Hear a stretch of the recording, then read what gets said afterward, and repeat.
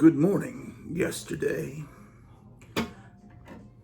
You wake up and time has slipped away, and suddenly it's hard to find the memories you've left behind. Remember, do you remember the times of your life? The laughter and the fears, the shadows of soggy yesteryears, the good times and the crap times too, and all the others in between. Do you remember? Do you remember the times of your life? I was just having a nostalgic memory. Oh, by the way, this is the Orloff Show, and I'm your host, Orloff, and it's probably August 6th, 2024. But remember, it was just a few years ago when we were wearing these wonderful masks. This is the mask that I actually wore in the supermarket. I wore this stuff. What was it? Aldi, Alpo, whatever it's called, the German supermarket. You'd have to wear this to go in there, man. And it brings back such great. I just found this in a bunch of pile of laundry that hasn't been washed in a few years, but I washed it. Look, it's from Mad Engine. Is it too early to be nostalgic for the great Corona scare of 2019? Are these collectible yet? There was one I wanted to get, and I wanted to order it, but my wife didn't like the idea, and it had the bottom part of Alfred E. Newman's face on it, and she just didn't want. But yeah, remember this? How much fun these were? It was so much fun. Do you remember that? There's still people wearing these, man. Like in San Francisco, people still wear these, and now it's more like it's like, hey, I'm better than you. I'm cool. Anyway, that was a special time in all of our lives, wasn't it? That we remember fondly. But anyway, we're having fun here. It's a cloudy, kind of colder day. It's August, but somewhere out of nowhere, it's one of those cloudy days. And I didn't get much sleep last night, and I woke up tired, but I don't know. I'm kind of dizzy. So hopefully I won't be falling over on the show today, but if I do, it will provide great amusement for you, I'm sure.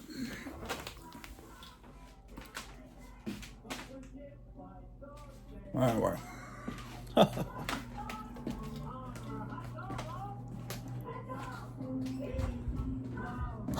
So, I got to file some Bronze Age comics and a few Silver Age comics today. So you're welcome to come along with me, ladies and gentlemen.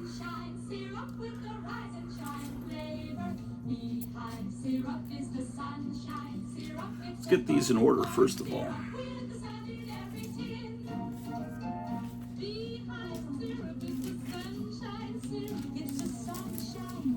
Oh, here's where the extra bags and boards are. Excellent.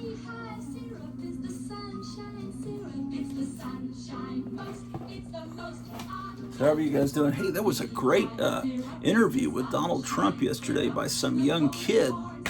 You know, what's weird is there are all these celebrities that are hugely popular that get millions of views, but nobody over the age of maybe 22 has heard of these people. There's some kid named, is his name Lance Paul or something like that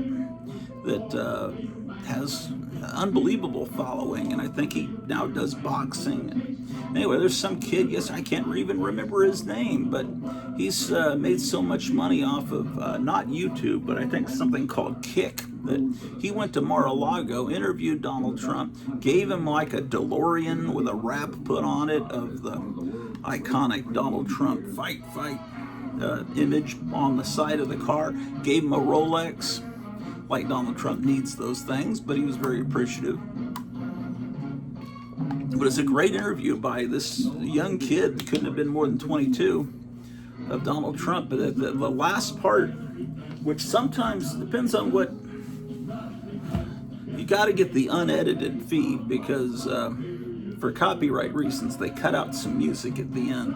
But at the end, they both this young kid and Donald Trump are sitting in this fancy car, and the young kid is programmed into the stereo system music that he knows Donald Trump likes, and they go through, and then Donald Trump says, "Let's put this song on because it represents, California's kind of destroyed now, but we're, dreaming of it coming back."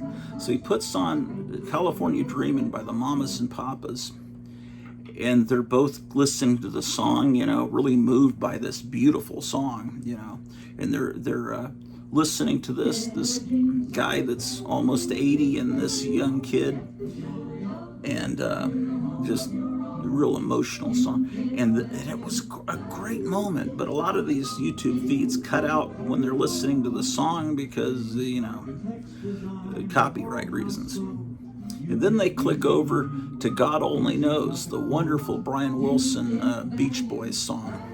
And it's just like, it made me inspired to make my own mixtape and put California Dreamin' followed by God Only Knows because they flow so perfectly well together. And then they play, they're talking about the Beatles and the Rolling Stones and things, and they played some other song. But it was really cool, really cool. California Dreamin' is one of those songs that I've always loved. The way I've always heard the song, it's one of those things where I always heard the song one way, but when you look up the lyrics, oftentimes it's written down a different way. But I'm saying that's not what I hear when I listen to the record. And I understand that while they were singing, they actually sang it the way I did, and then later they changed their minds, or it's debatable what the real lyrics are. One set of lyrics makes it a very beautiful spiritual song, and one set of lyrics makes it a very cynical, darker song. So of course I like the nice version. And of course the way that the way I've always heard it is it's like, I walked into a church, I passed along the way, I got down on my knees and I began to pray. The preacher lights the coals, he knows I'm gonna stay. California dreamin' on such a winter's day. So this kid in New York is missing being in California in this freezing day. He goes in and prays in a church, and the preacher said, "Okay, this guy's going to be praying here for a while. I'll light the coals, like the furnace, so he'll be warm while he prays." The other version, the cynical version that I think would be preferred by an atheist or a communist, socialist, Marxist kind of person, is,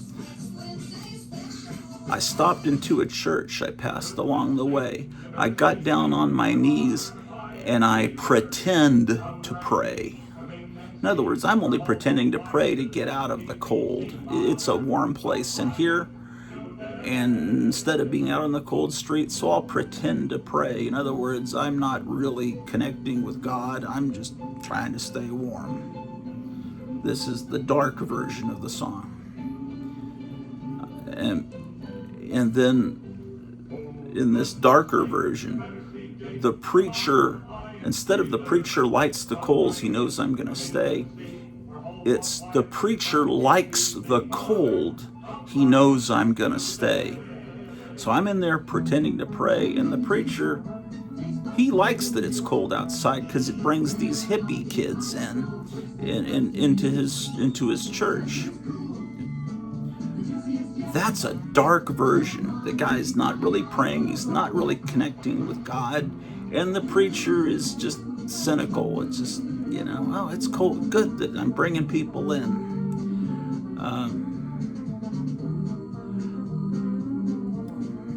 You know, that song was originally,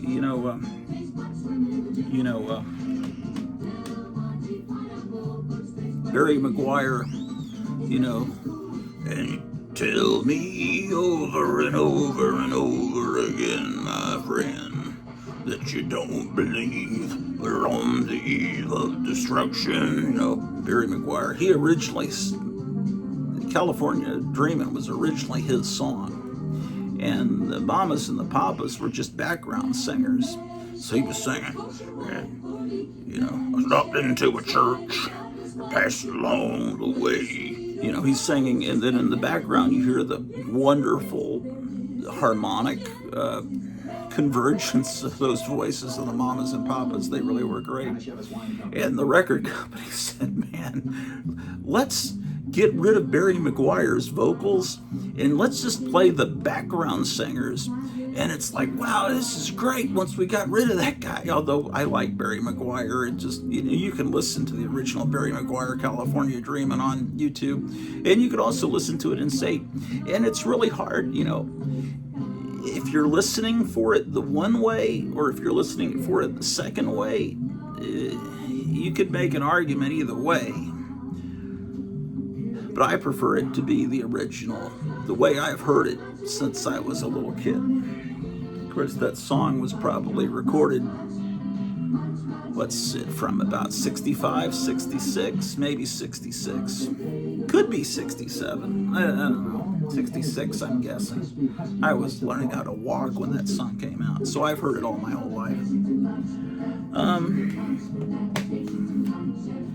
I just try to clean up in this room. This DVD needs to be with my other DVDs. I got this at Dollar General not long ago because I saw that it has Space Ghost cartoons on it. It's one of those things, cost a couple of bucks. It's got 2 discs in it. Ooh.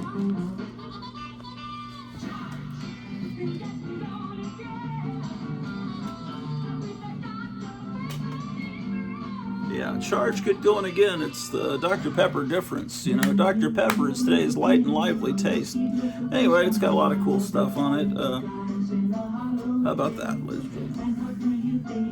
Put that over here.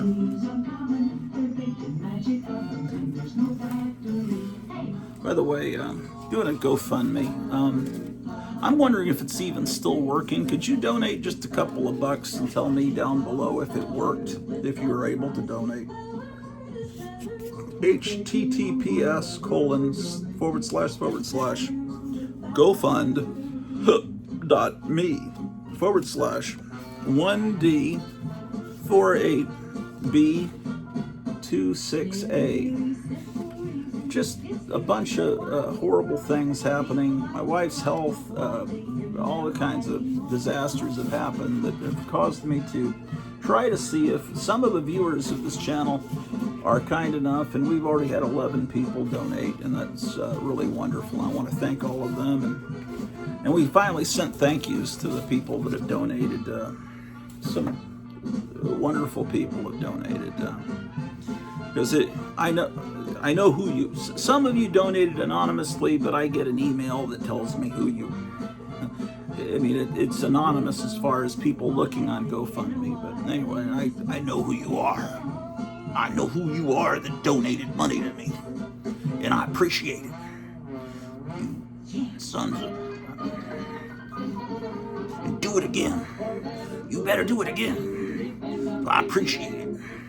Gosh darn it. Wonderful.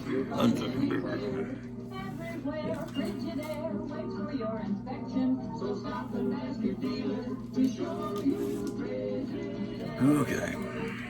Fabulous Frigidaire, made only by General Motors. Okay.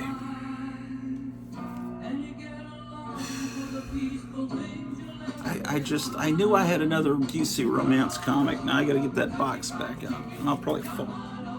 Okay. Is it just me, or did Kentucky Fried Chicken used to taste wonderful when I was in the early 70s? We didn't get it that often, but when my parents went to get it, and you got that bucket of shit, now it's garbage, man. second. Hey. Yeah. I wanted to ask you, didn't Kentucky Fried Chicken used to taste a lot better? Yeah, he agrees. Okay, go away. Yeah, I called a friend in Australia. It's 3 in the morning just to ask him that. Of course, he's never had Kentucky Fried Chicken.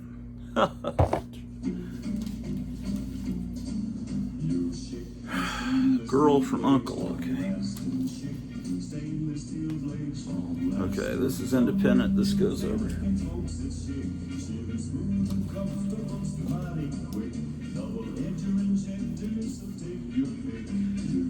Where do I file this free comic book? Oh, I know, under Marvel Horror. Why do we even ask that? It's a stupid question. True story of Smokey the Bear. I'm just going to file that under Gold Key. Don Martin, premiere issue. Don Martin, actually.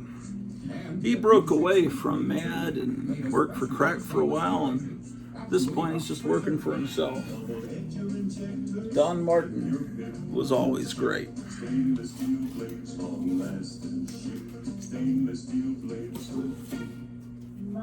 advice is to thee, you like the brand new kind of lather, so be choosy. Swan gives you beauty, lather, rich as cream. Your skin stays Oh my gosh. Do people save these free comic books? I don't like modern comics. Let's see. Oh. It's retelling Spider-Man's origin but without words. It's for people that can't read. Yeah, there's very few words. Oh my God. Compared to what comics were like in the Silver Age, it's just kind of pathetic. Well, it was free. That's the price that's a good price for it. So. Okay.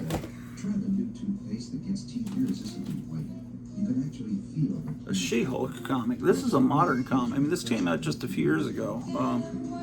I think we were still wearing masks when this came out. Again, there's not many words in these new comics. I was told that this was good, so I bought a couple of issues. People swore it was good, but see, there's not a single word on that whole page. I don't know. Maybe it's good. I haven't read it yet. I've had it for a couple of years, but people swear it's good. So.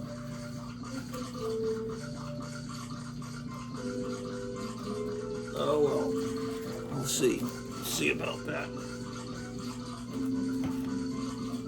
I wouldn't get my hopes up. Combat Kelly. We're going to be going through these long boxes and filing these books. Just be patient. What kind of commercial is this, man? Must be for mouthwash. Superboy.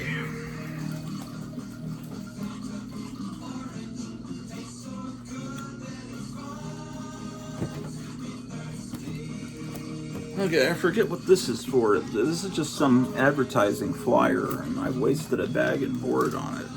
So it must be valuable. What is it? Oh, it's Black Orchid. Well, I like the character Black Orchid, but this is probably from the 80s when DC had gone all art school. Where's my man? Oh. 88, yeah. This is probably valuable to some Aleister Crowley worshiping idiot that, got those college kids that got into comics in the late 80s. It's like,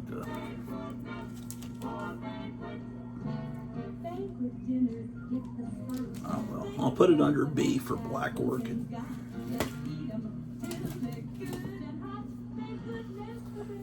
Here's an earlier She-Hulk from, this was the second incarnation of She-Hulk. The original one was the Savage She-Hulk, and I thought that was the most interesting version of the character. But then John Byrne brought her back as this model, and was a fourth wall breaking comic where she would talk to the reader, kind of like Deadpool would later do. And I understand there was a character I never read it, Ambush Bug. People say it's great. I'm sure it is, but I think he broke the fourth wall too. Okay. So, She-Hulk. Incredible. New from DuPont, R-A-L-L-Y. Rally, a new cream wax. The cream glides on almost. There's a card on the floor. Shines so easy. It's a card from And you've got a shine this toy line. by any other wax. That was his name was Robut. I need to put this with my card collection. Oh, another copy of that same She-Hulk. The 70s Metal Men comic that reprints Silver Age. I'm telling you, someday there were comics that DC put out in the 60s that nobody knows about, like Metal Men and Doom Patrol. Most people today knows the modern Doom Patrol, the art school version from the 80s. I like the 60s version.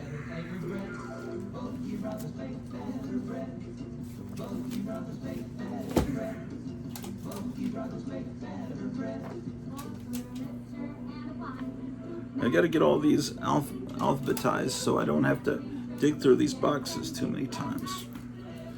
Okay, this is a comic that told the history of the Marvel Universe by reprinting panels and putting a little text in.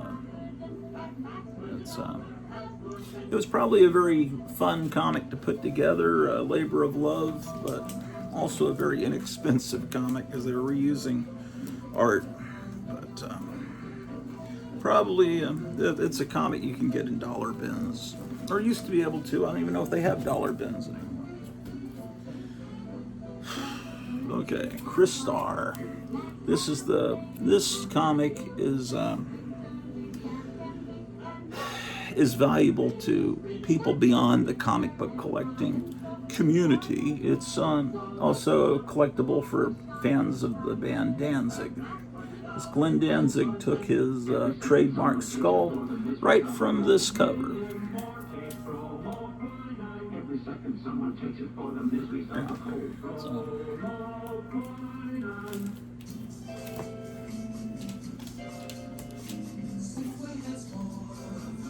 Alf.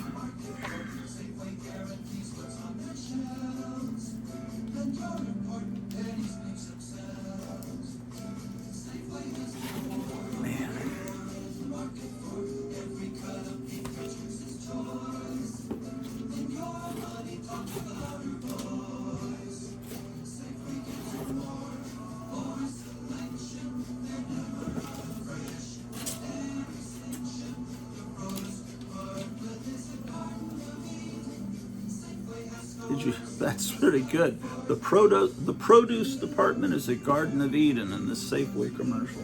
That's great.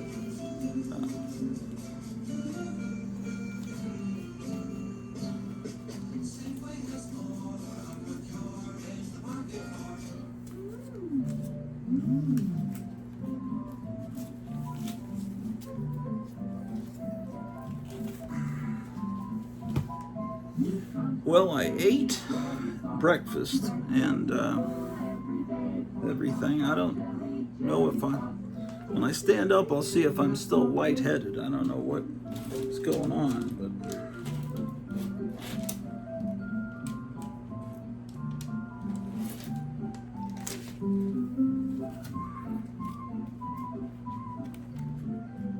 Amazing Adventures, Amazing Spider-Man.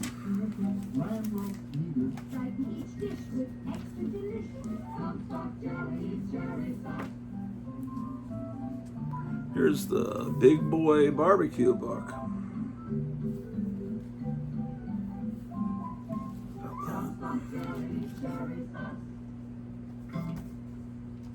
A picture treasury of barbecue.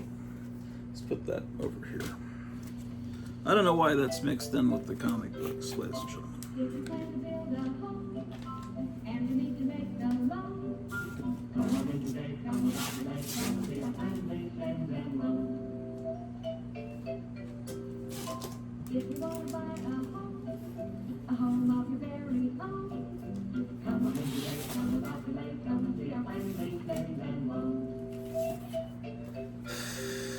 Okay, this Gumby comic should go over here with Independence. Ooh, there's some Charlton books in here. And Dell.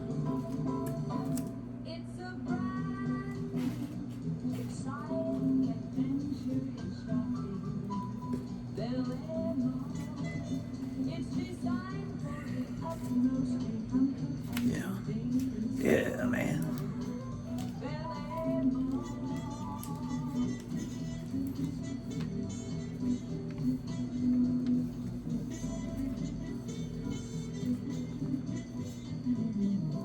DC Comics presents DC Special. Okay, let's first file these Charltons.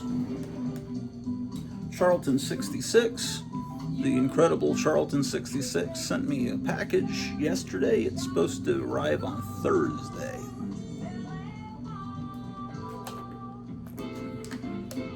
So that gives me something to look forward to if I don't get dizzy and fall down the stairs between now and then.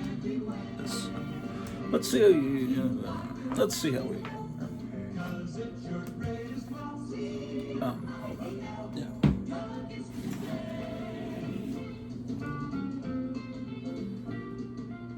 Let's see.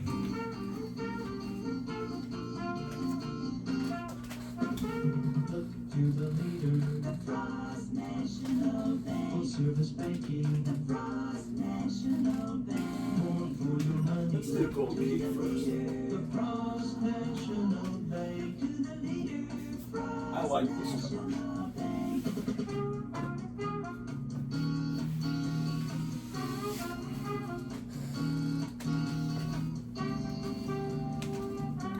Yeah, I remember those days of the pandemic. I remember hearing, well, you know, we need some toilet paper, and I was hearing there's toilet paper. It's not Aldi was getting a shipment of toilet paper, so I went over there and got there right before they opened at 9, and there was a lady there waiting, and then some other people started showing up like we were lining up for getting concert tickets, and then when the doors opened, people started walking in calmly. Then I saw some elderly people start running towards the toilet paper. I'm thinking, oh boy, we're in for something interesting here.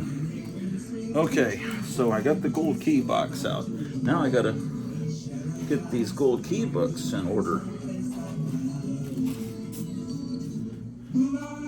I have Dell mixed in with gold key. So this one's in really bad shape. But it's okay, so Jungle War Stories, Flintstones, Tarzan. Another Tarzan. Roy Rogers goes before Tarzan. Yogi Bear is last.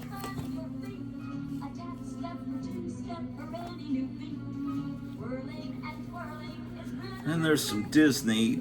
I'll put Disney over here. We'll get the Disney box out later. I have the Disney separate. Bullwinkle, Beetle Bailey, Disney.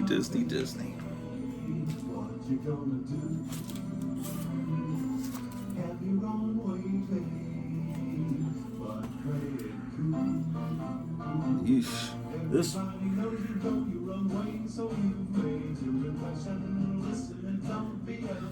You know, even a book in this bad a condition is still, you know, worthy. You know, it's still fun to look at the ads. You can still read it. The whole book is still there. It just feels, you know, this one, I'll just call it well loved. That's what I've always done, you know. You know, you call it well loved. It was really loved and cherished by some kid. Yeah, and I could say, yuck. or I could say, oh, it was well loved. It's kind of like when someone, these older ladies, they think what you've done is just horrible and disgusting, and they say, well, bless your heart. They're trying to, it's fake niceness. In reality, that you are scum is what they're really thinking. A light beer always leaves room for This one is more. Lone Ranger 78 from 1954. He's in a fight to the death on a cliff. It won't be long before you find you've gone. I could lie to you. Oh, I just knew. No, it's written on the back.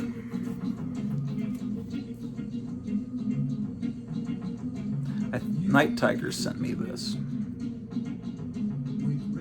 I hope Night Tiger sent me this. Someone sent me this that writes on the back, because I didn't do that. Although it's a good idea.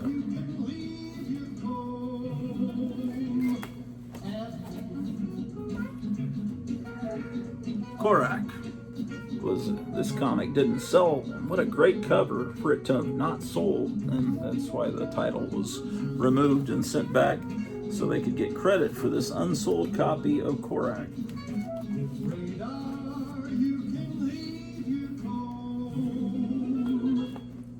There were some more Gold Key. I know there were.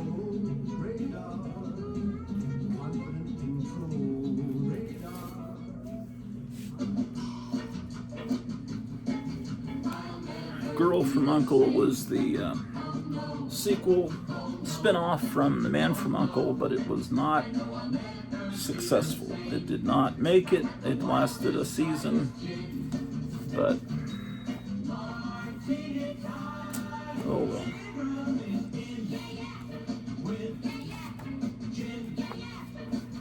Sometimes spin-offs work, like Laverne and Shirley worked, and Bionic Woman worked as a spin-off from the $6 Million Man, but sometimes they can't rebottle that lightning, or whatever the cliche is.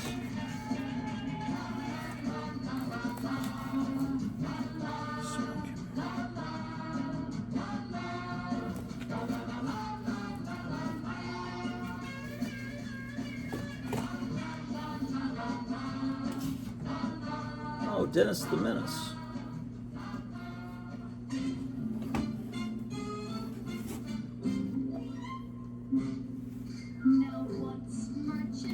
This is something I guess Diamond sent out. They would just give you this free at the counter, and it shows statues that are for sale and stuff. Oh man, that's a pretty ugly statue for Spider-Man. Now I'm sure most people that got these threw them away. I just save everything, and at some point this will become probably valuable to people that own these statues. This was the original promotional material for it. I don't know. It won't be valuable in my lifetime. So eventually, I'll save it, and I'm sure it'll be thrown in the dumpster at some point by whoever comes after me and becomes the next caretaker of this garbage. Okay, so let's get this show on the road, man.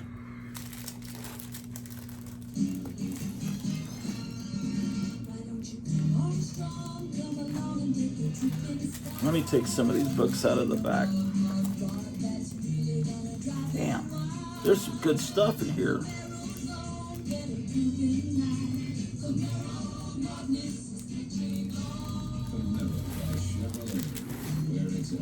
Yeah, Gold Key had some cool. Look at this, Cave Kids, Flintstones. That's Pebbles and Bam Bam had a band even when they were babies, right? Flying Saucers.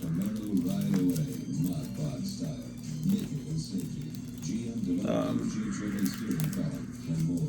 Camaro, the driving machine that's something. Man, I forgot I had this Frankenstein Jr. and the Impossibles comic book. That's great. Madness turns to fear. Frosty the Snowman from Dell. See, Dell was the big selling comic company. And I believe the story was Whitman made, the content for their comic books. And then Whitman split away in the early 60s from Dell. Dell kept publishing comics till the early 70s. But when Whitman pulled away, they formed their own company, Gold Key, and they did. Here's G8 and his Battle Aces. He was a cool hero of the pulps, and this is the Gold Key guys trying to bring back this character. At this point in the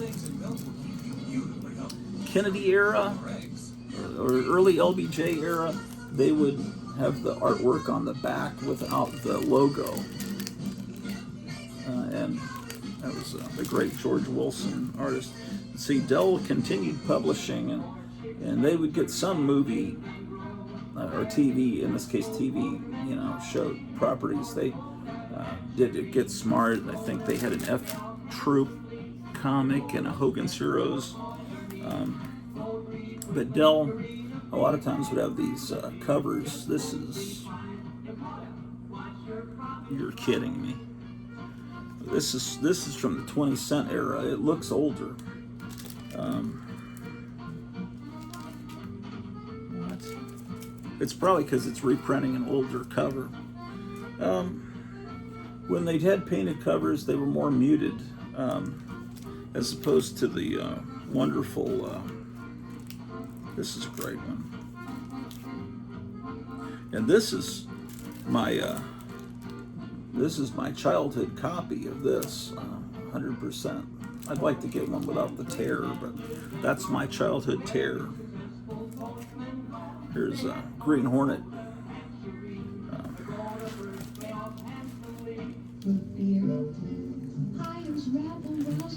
They thought Green Hornet was going to be a huge hit, and just like you would have thought Girl from U.N.C.L.E. would have been a big hit. Green Hornet, same people, same production team that did Batman. And Green Hornet was to get the roaring, robust taste of this out-of-the-rut refresher.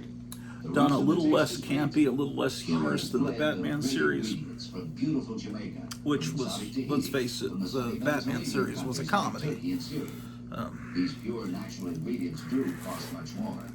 But the Green Hornet series just, I don't think the Green Hornet had the name recognition, because the Green Hornet was a hero of the old-time radio. He was a descendant of the Lone Ranger. Same guy that created Lone Ranger created the Green Hornet. And Green Hornet was supposed to be the descendant of the Lone Ranger's nephew, Dan Reed, who, and then Britt Reed was his descendant, and he did the same thing. Fought against crime with a mask on, with a partner who was of another race. In this case, he was Kato was the Chinese guy, and in Lone Ranger he had an Indian Native American guy as his partner. And in both cases, the Lone Ranger and the Green Hornet, they were looked at as suspect by the law, whether they were good guys or not. More so with the Green Hornet. Anyway, they were both radio shows. Green Hornet had been in comic books, but sporadically, and didn't have a published comic leading up to the Green Hornet series going on the air. I mean, that Gold Key comic came out after it aired, and it just didn't have the name recognition that Batman had with kids. Okay, so here's a Dell Beetle Bailey, and then Beetle Bailey went over to Gold Key, and you can't tell the issue number from the cover. You have to open it up and look at the indicia, which every time I say that I know I'm probably pronouncing it wrong. but I believe that's how you pronounce it. The little information down here is called the indicia. And this is from February 64. So you have to count back 2 months. February, you count back to January, then you count back to December 63. So this comic came out about a month after Kennedy was assassinated.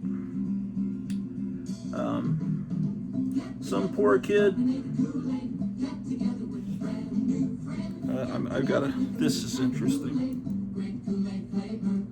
Doing some detective work. Okay. Okay. A girl named Lynn owned this comic. See her name there? And then her little brother took over the comic and used a marker to obscure her name. And she also wrote her name down here. See that? And then there's an R. And the little brother, it looks like his name is Ryan. And he lived in Missouri. See, he started filling this out. The journeyman for Schlitz. He was hoping to get Gold Key Comic Christmas offer, which was to get a subscription to one of these comics. Maybe Three Stooges, Top Cat, Twilight Zone, Dr. Solar, Man of the Atom, who knows, Turok, Son of Stone, Jets. He wanted to subscribe now to any 24 different issues of the Gold Key comics listed below for only $2.40. You'll get an average of 2 comics a month delivered to your door at the low rate of 10 cents a copy. So that didn't go over with his parents, and he never cut the coupon out. Plus, it looks like maybe he didn't remember the name of the town he lived in. I showed you this comic recently when I got it in the mail from Gotham City Comics in Mesa, Arizona. Let's get it filed.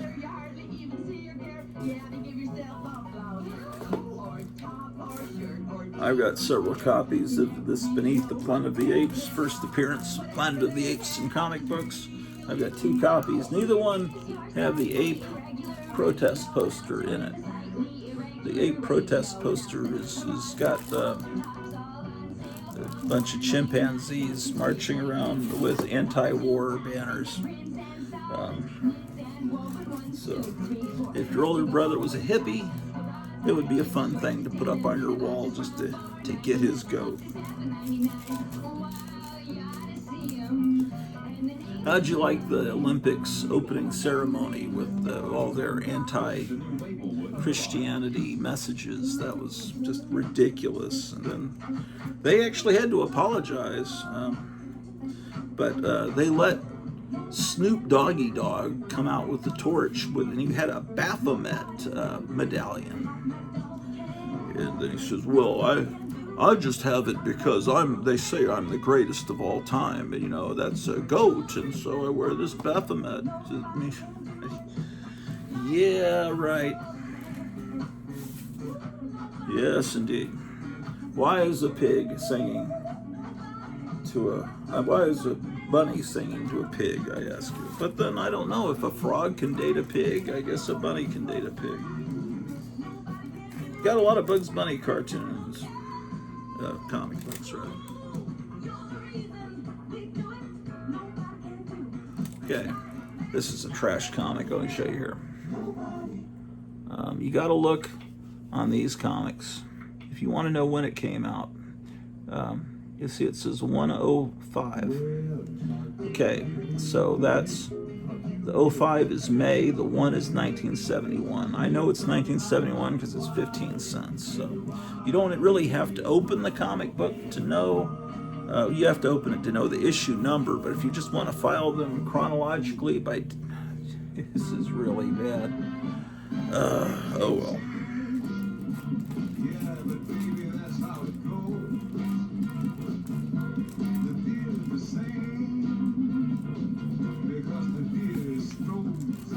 Here's Bullwinkle and Rocky. thanks to Kevin Johnson at Gotham City Comics, who picked this up for me at a comic convention he went to, and then allowed me to pay him back for it.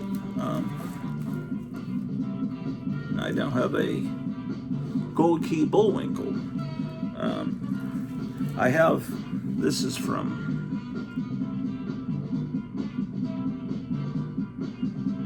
September of '72.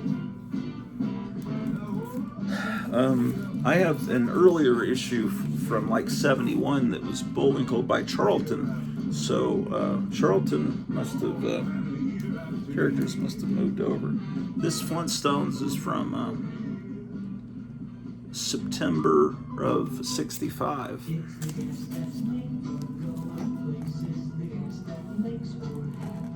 You never see Fred Flintstone in a different outfit usually, and Wilma's got a different outfit on. It's very off-model, isn't it? But you know they had to have more than one set of clothes. Flintstones.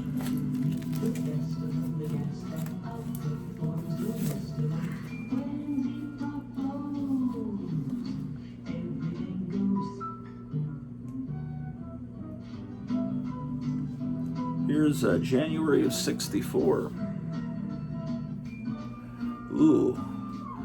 That means this was on the stands when Kennedy was assassinated. If you have to count back 2 months. I tell you this in every episode. That's fun for me. Some people don't care, but I look at comics as history. And that's fascinating to me to know that some kid could have picked this off the newsstand on that fateful day in Dallas, Texas. 2 shots rang out. January '64. Great Stone Age hot rod race. See, you buy old comics and you don't love that time period. I mean, hot rod races, Big Daddy Roth, the Beach Boys, Jan and Dean, beach party movies, everything. You've got to be aware of everything that's going on at that time. If you're reading it, you're listening. It's all part of the time period. It's all part of these commercials I listen to. It kind of gets me in the mood of the time period. Okay, so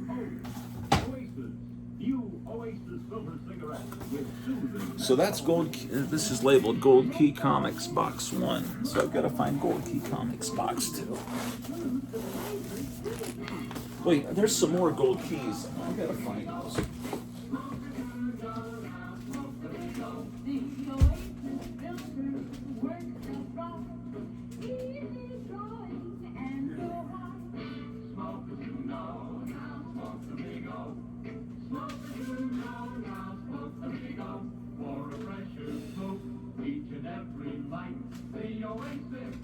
Oh, here they are.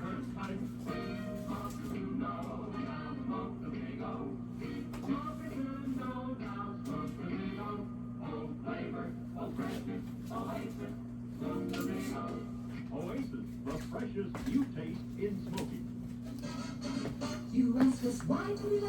Look at this. It's a backing board that's an advertisement for this horrible TV show that idiots liked, The Big Bang Theory. And then this, look how terrible this, well, I've heard people say good things about Jeff Johns, and people love Jim Lee, but I don't know. Look at Wonder Woman's hair. I just don't. I don't know. I don't like that art. Sorry. That cyborg looks like something would be painted on the side of a van in 1974. Anyway, Big Bang Theory. A friend of mine a few years ago put it very concisely. He said that the show, it's about people into comic book collecting and science fiction. But it's like if you hired the jocks, the guys that played football in your high school, to write a TV show about what comic nerds must be like, that's how it was written. It's not realistic. It doesn't. as I always say, the closest, I don't know why I'm saving this, the closest approximation I've ever seen to depicting comic collectors as I have known them would be the movie Ghost World. Although he wasn't really a comic collector, he was more of a record collector, but there's record collectors are a different breed than comic collectors. Sometimes they, like, I'm a collector of both. It's not as embarrassing to be a record collector, but there's great comic collectors and there's great record collectors, but there's a lot of people. There's enough of them that it makes it embarrassing to admit you're one of them. Okay, so here's, I found some other books. Now dang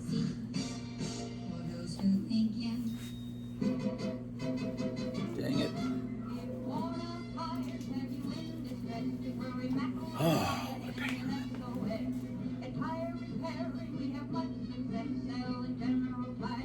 Okay, I just found that I remembered that I had a bunch of other comics that I gotta. Batman and Judge Dredd. Okay.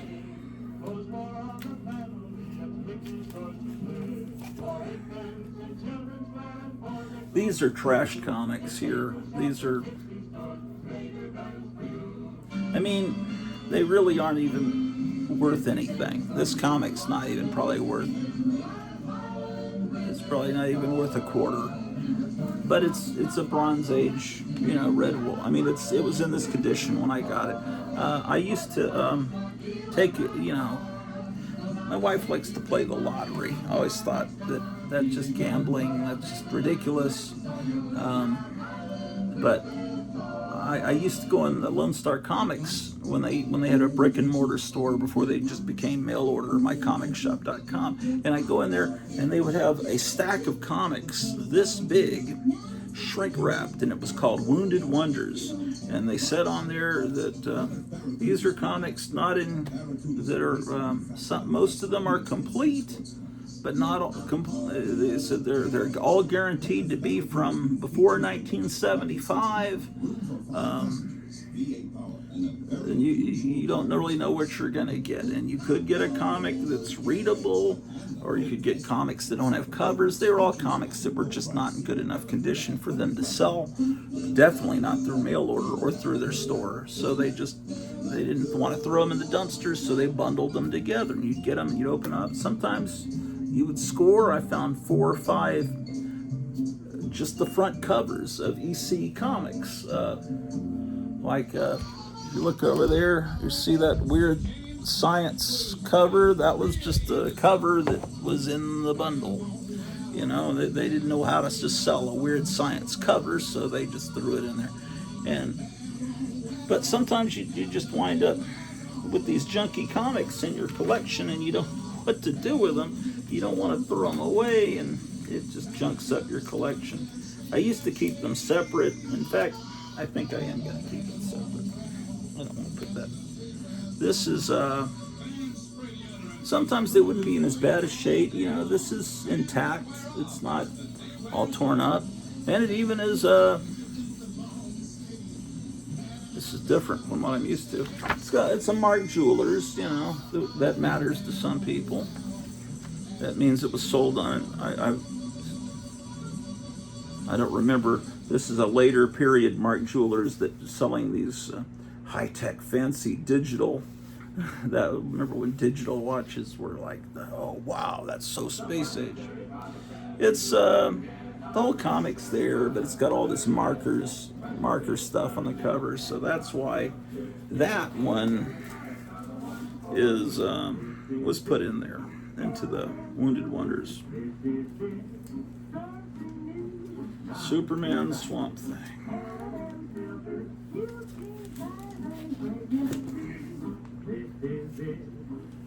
Oof. This is a German Mickey Mouse that's in shreds. This is the kind of thing Jerry the Jitterbug puts back together, but German comics were printed on a different kind of paper than we had here. It had bright colors and was kind of slick, but it was super thin. It was I don't know what you would call. Try to think of a magazine in the States that's printed on paper similar, that's bright but also very thin and delicate.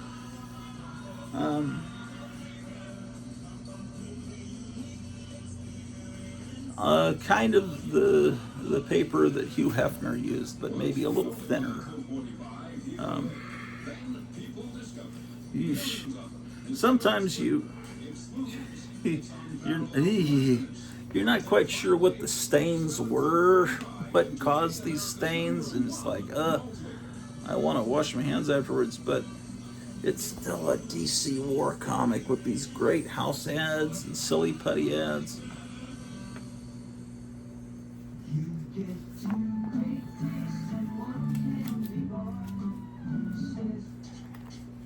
And then this is another thing they would just give away at the counter in the comic stores. And I would save them. In this case, this is probably from the 90s when the animated series was on the air. Well, maybe late 90s when Justice League was on the air. April 2002.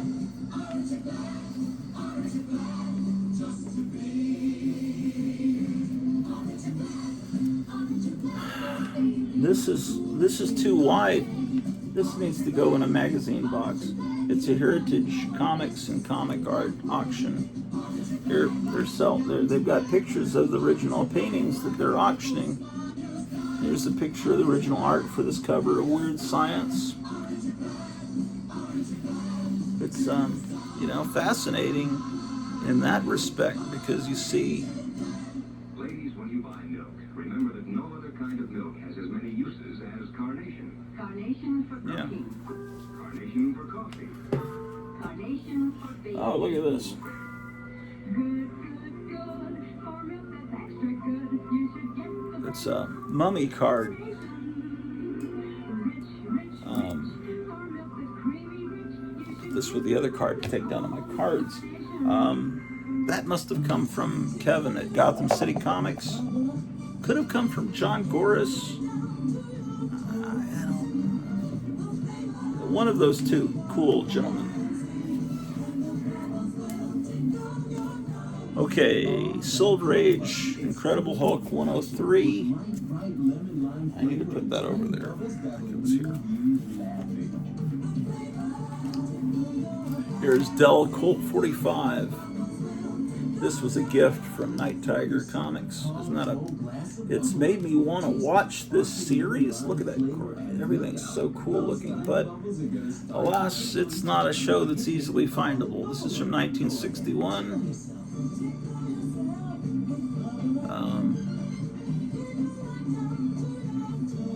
So these are the notes on the back. It's one of those shows produced by Warner Brothers, and they're hard to see. Shows like Route 66 and all that.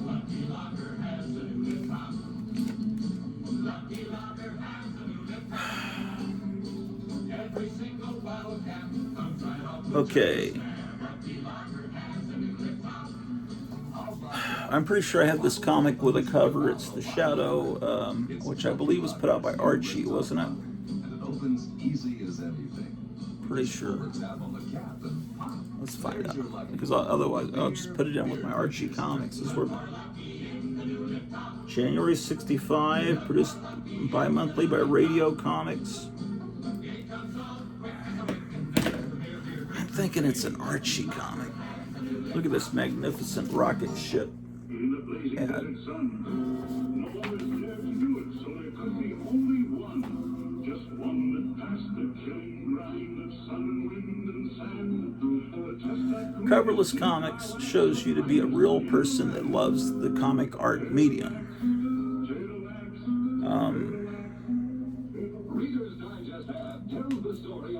But if you're someone that just slabs comics and puts them on your wall, then you probably want them to have a cover. Okay.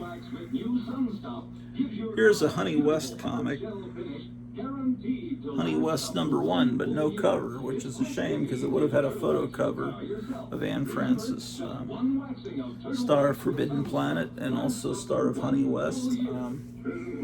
So we'll file this under H with my gold key.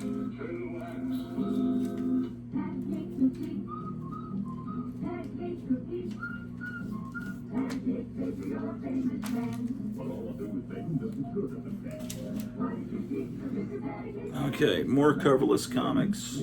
Man from Uncle, Man from Uncle. Okay, 2 coverless Man from Uncles. So that'll be under M. Another Man from Uncle, another Man from Uncle. I've got 5 Man from Uncles. Here's a Mandrake.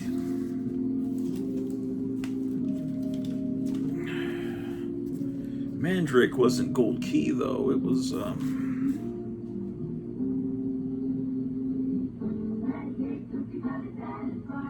think it was out from King.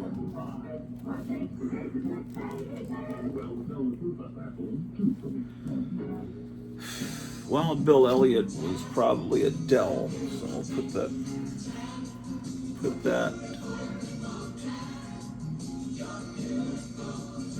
Yogi Bear is still after Wild Bill Elliott.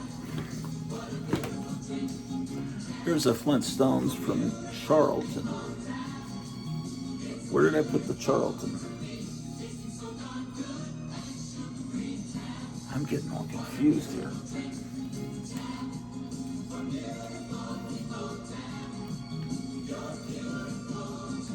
I had some Charlton books here.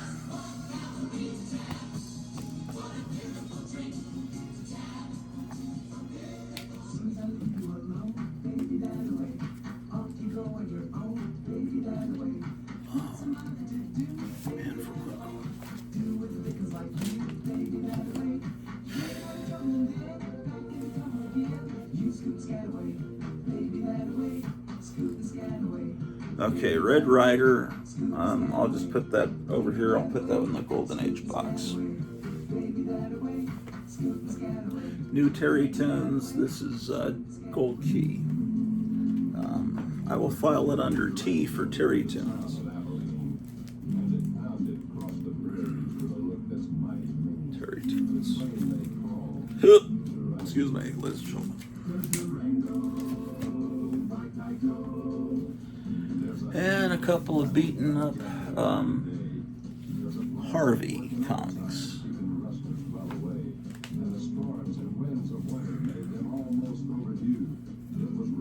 There's the Charlton.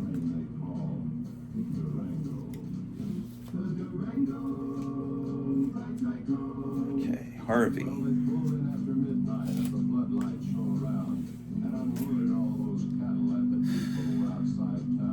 Two Gun Kid. I'll put in.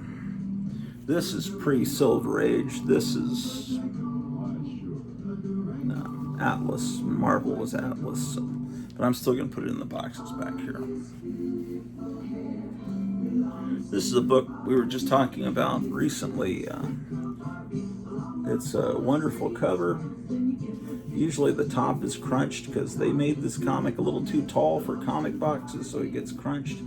It's really something you would never buy because it looks so cheesy. I mean, if you look at this terrible artwork, you would never buy this. You'd think, well, what is this? It's so bad it must be Canadian, and I think it is actually Canadian.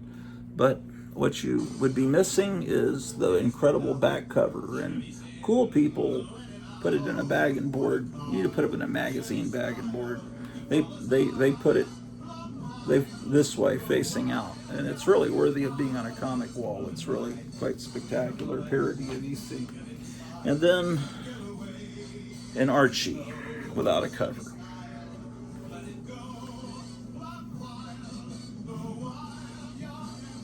Okay.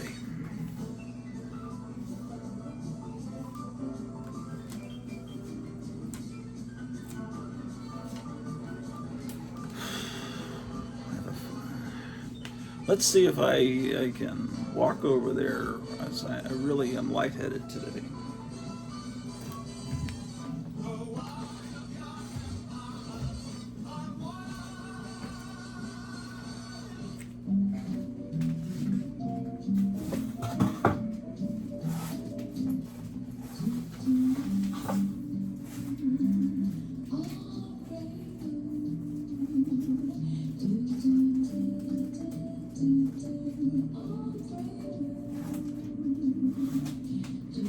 This is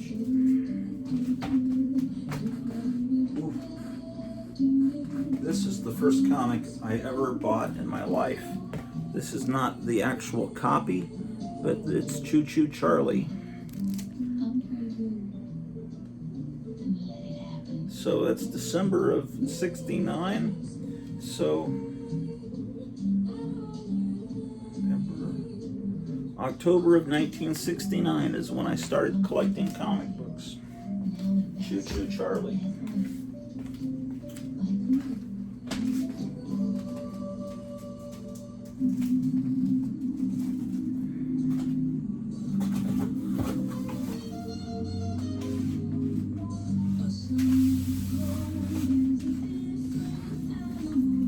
There's people on YouTube that have millions of subscribers that were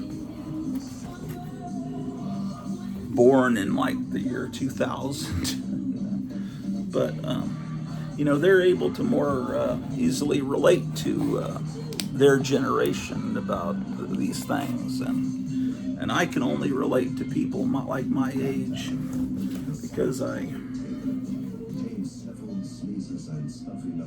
must have 3 boxes of gold key. Well, that would make sense. I've got a lot of gold key. I got to pull some books out of the back of this one. Let's pull out Merrill's Marauders and there's Mighty Hercules. Mighty Samson. You know, my hair is getting so long.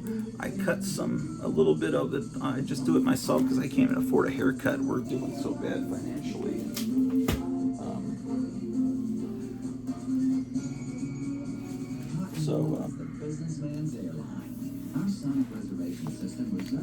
But the whole country is. And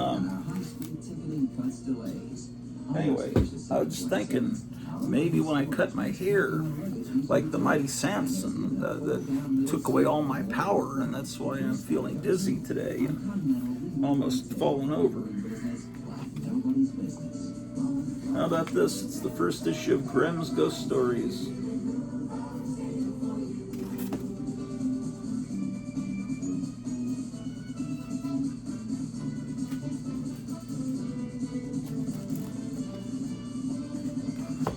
I like pepperoni, but it doesn't like me. Oh, when Dell did the superhero Frankenstein, that's the artist. I have always hated Tony Tallarico, even though this is a fascinating cover. Tony Tallarico is like my arch nemesis.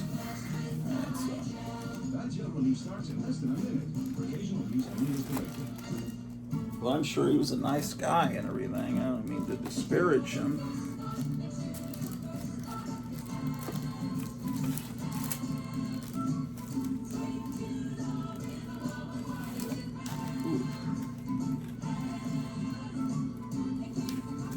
This was a great war. There's no Great War, World War I. No, this was a great comic, not a great war. Total War. Later it turned into Mars. It was called Mars Patrol. Yeah. Okay.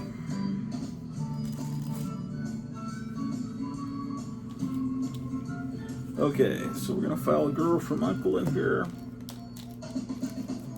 Little Lulu, Korak, John Carter of Mars, Indian Chief, Helen of Troy, Henry Aldrich, Girl from Uncle, Ghost Stories, Gold Key,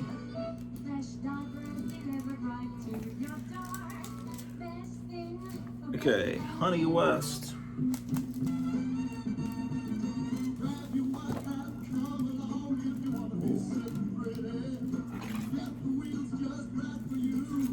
Look at this.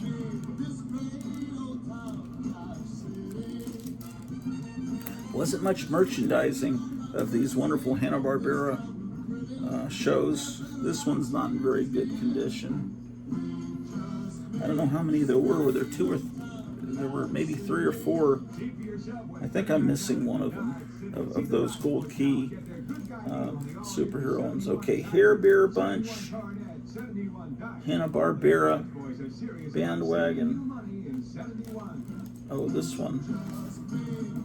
This one has this wonderful family based on the Addams Family that they were from that Snooper and Blabber cartoon. I wonder if that's shown on that MeTV cartoon channel, which we have now. I just haven't had a chance to really watch it because all we're doing every day is monitoring all this news that's coming at us. Kamala, however you pronounce it, has announced her vice president, and he's like my wife told me he's my age. She says he's your age.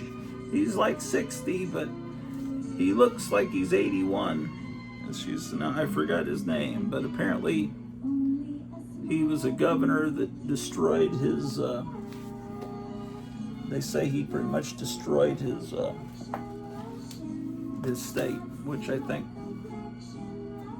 is it Wisconsin or Montana, some state he came from. They said he didn't do a good job running it. Okay, here's a cool original comic from Gold Key, Judge Colt. You might think it's a TV show adaptation, but it isn't. It just, it looks like it would be, like Maverick or something, but it's a character they came up with. This was a cool cartoon. You ought to watch this cartoon on YouTube, King Leonardo. Okay, so I think Jungle War Stories is gonna go after Judge Colt and before King Leonardo. So it's going in without a bag and board, but someday I'll get a bag and board for it. Okay, Korak. There's Kona, there's Korak. Okay, we'll just put Korak in here. I'm not gonna even worry about whether it's in the right spot. Here's Lone Ranger.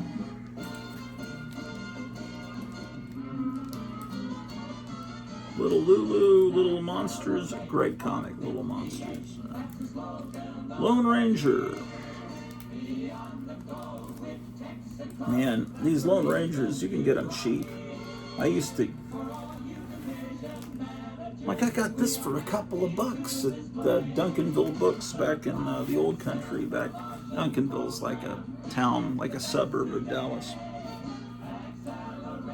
Okay, now we got to get all these Man from Uncle's.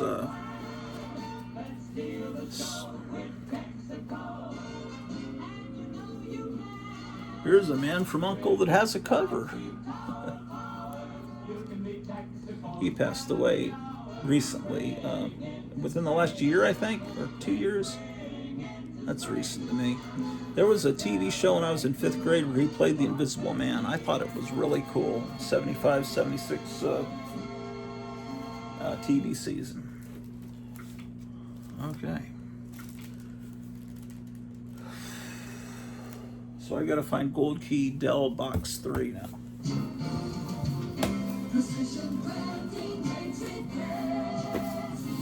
I also need to use the restroom, but I don't know how to edit. I don't know how to stop the show and start it over again. So you might have some dead air.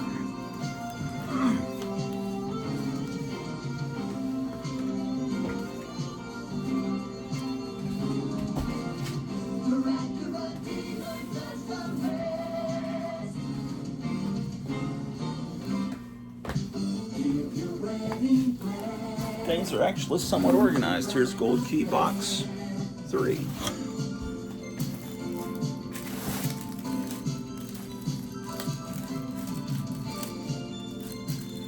There must be a box 4 because this one ends with T, Tarzan. Movies, Tarzan, also known as Tarzan. You can say it either way. You won't hurt his feelings.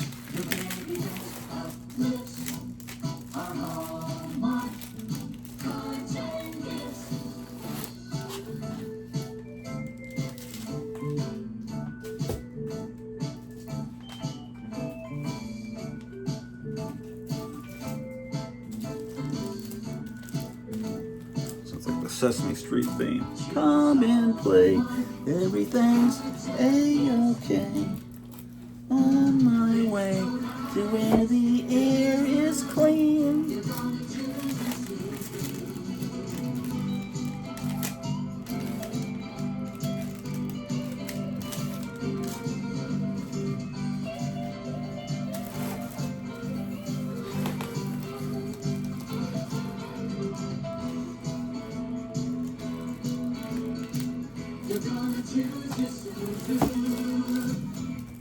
That's all I can fit in here.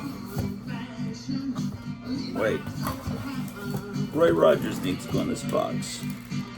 Space Family Robinson, Porky Pig, Scooby-Doo, Santa Claus, Ripley's, Believe It or Not.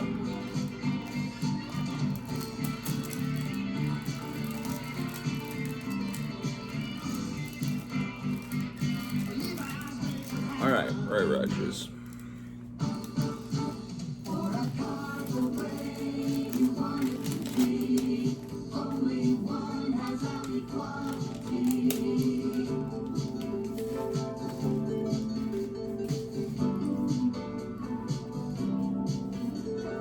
Smokey Bear.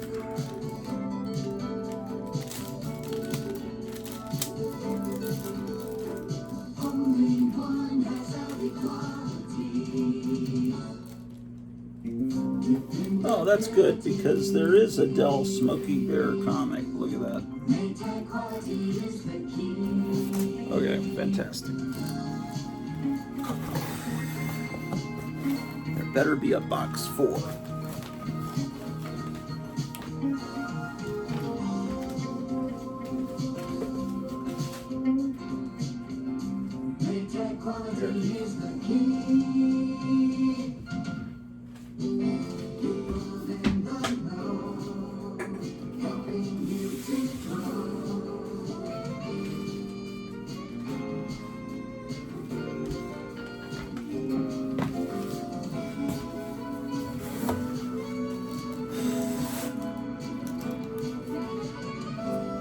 Oh, good, and it's got a bunch of junk comics at the back. These are some of those books I didn't know where to put them because, well, some of these aren't too bad. This is a childhood comic. I got this when we lived in Germany, Mickey Mouse. It's not in very good shape. Why are these books in here?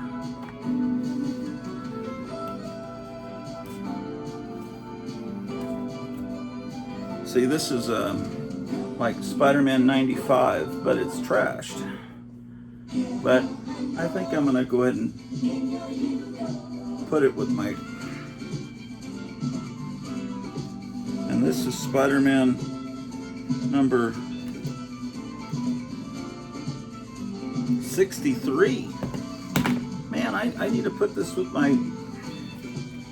This is what you would get when you got one of those Wounded Wonders boxes. Here's My Little Margie, but the title's gone. Here's a DC Romance, Heartthrobs. Oh boy.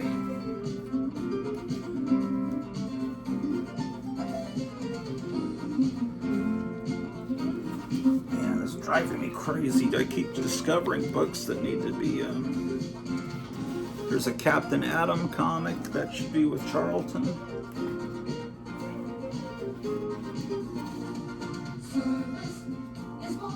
There's Career Girl Romances. That's Charlton.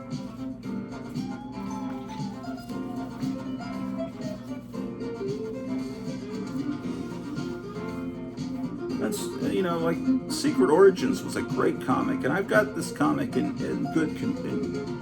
Let's see, but it's torn like that, but the rest of the book is all here with the, you know, the first appearance of Supergirl, first appearance of Green Lantern, the Atom.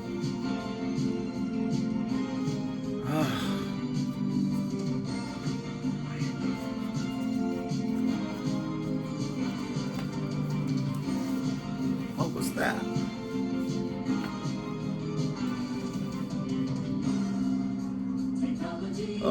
It's a Jehovah's Witnesses magazine.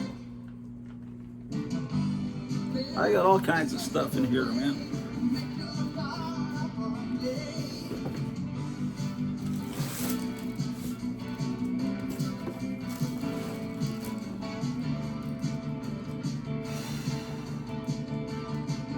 This box is not adequate for my needs.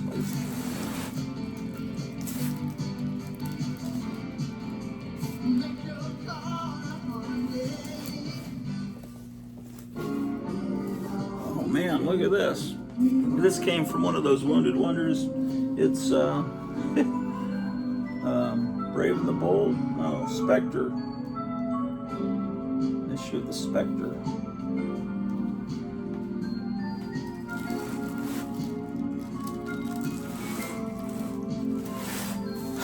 This is one of those short boxes that's really short, like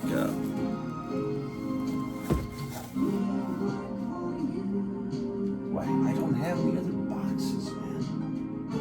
Or do I?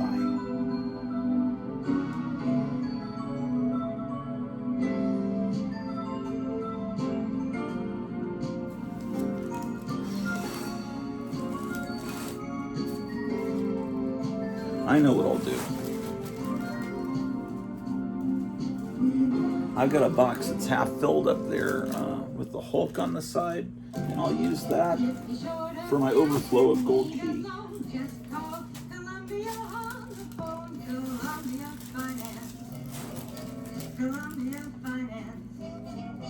Money for anything you need from Columbia Finance, yes indeed.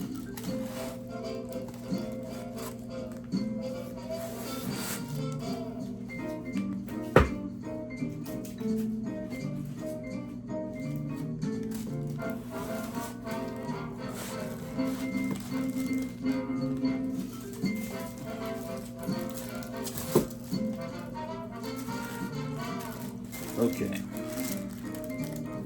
Terry Tunes.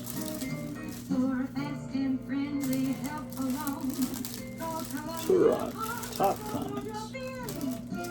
Three Stooges.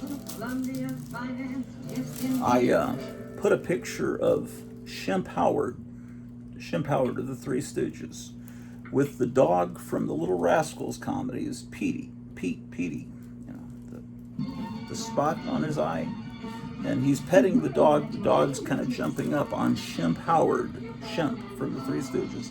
I put this picture on Instagram. My Instagram froze.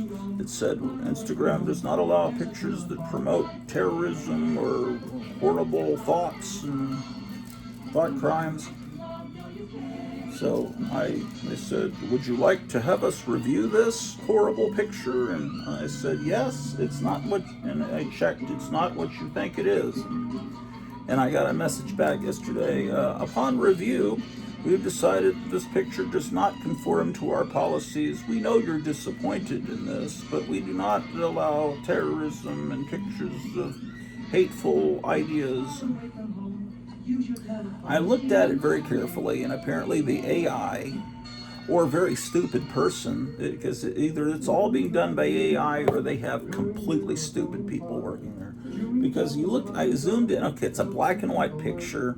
Shemp Howard is looking down at the dog. The sun is outside. The sun's making a little shadow under his nose. The AI thinks I posted a picture of Adolf Hitler with his dog Blondie. Because there's tons of pictures of Hitler with he loved his dog Blondie.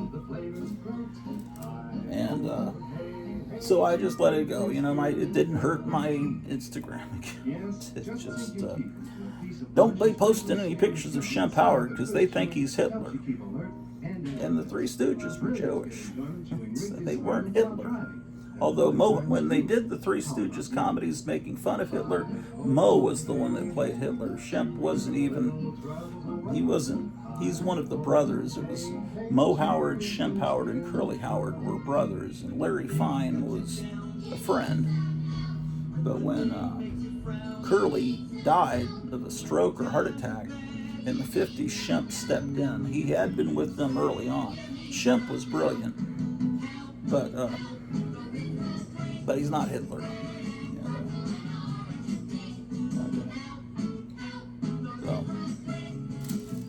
So apparently it might just be that it's a black and white picture.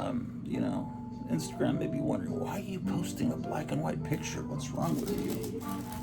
It must be one of those old, horrible, hateful ideas from the old days.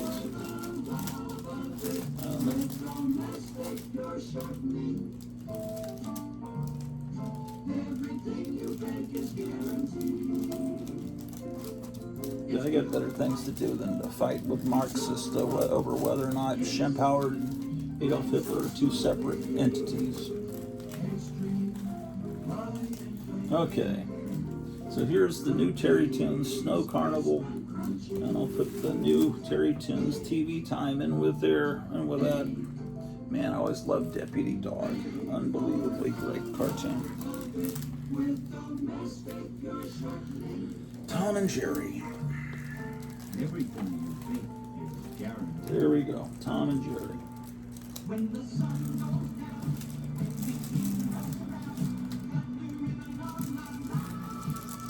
down. This, I've told you this a million times, but here's Tonto. Tonto in Spanish means stupid, so Proved to be the best. so that always gets a chuckle from people that also speak Spanish. And then we're wondering, well, what's so funny about Tonto? Why are you laughing? Rodney Allen Rippey sings the Jack in the Box song.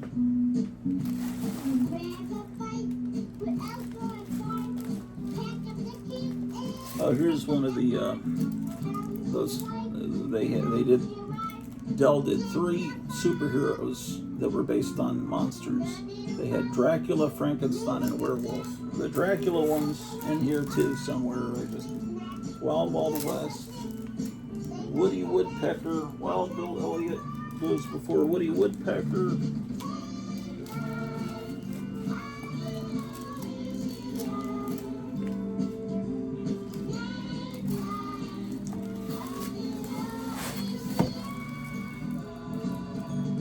Maybe all these will fit in here.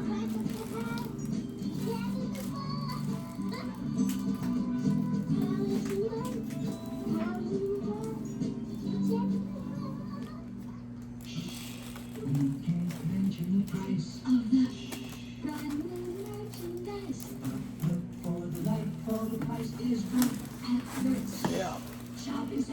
How about that? They all fit in this box.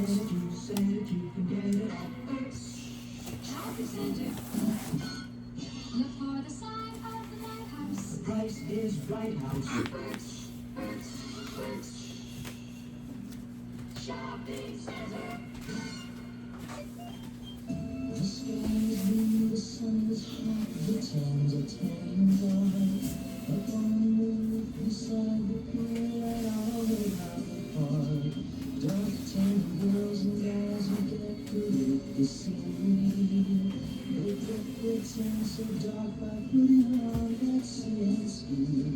Get CNC and soon be dark as Okay, what else am I supposed to do here? Marvel Age to Marvel Premiere. Oh, I get this box on. You'll skip the sunburn bit too. CNC's dark tanning sun coat blocks out the part of the sun that burns. Dark tanning lotion, foam, and oil. By CNC, America's sun specialist.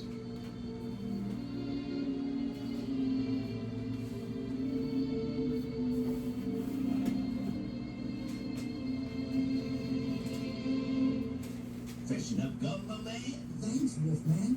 Wow. Say what? I didn't know the gum was loaded. You didn't know Freshen Up was loaded with extra flavor? Okay, this is a box of Bronze Age and more recent comics.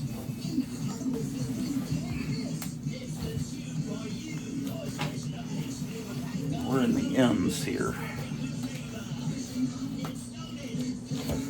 I've written Marvel Age to Marvel Premiere. It's stupid to write on the box. Most people that are professional collectors put post-it notes or something that's removable,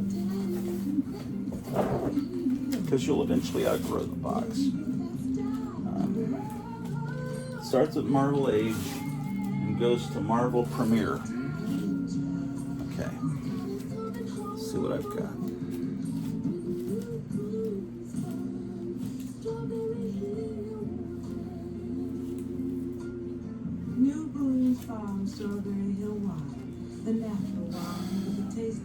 thing I'll be able to put in here is the first appearance of the Defenders. This was sent to me by Jambo.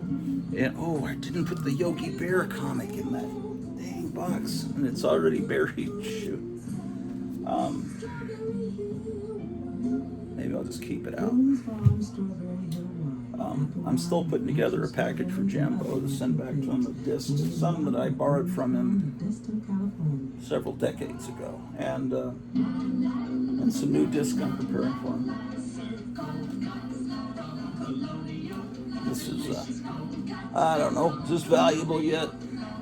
I got several copies of it. What is so interesting? Let's see if there's anything that might be interesting for you to see here.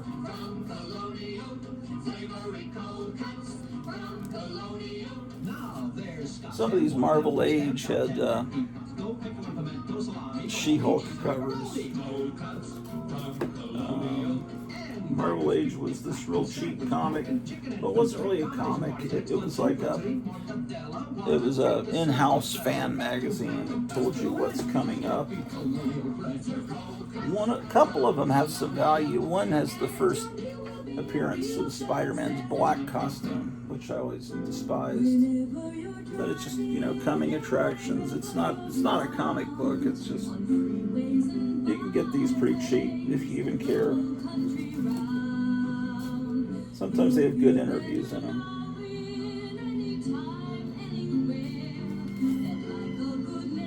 They're previewing The Toxic Avenger.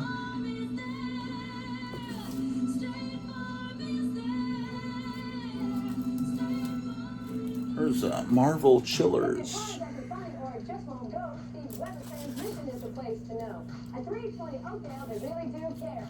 Tigra.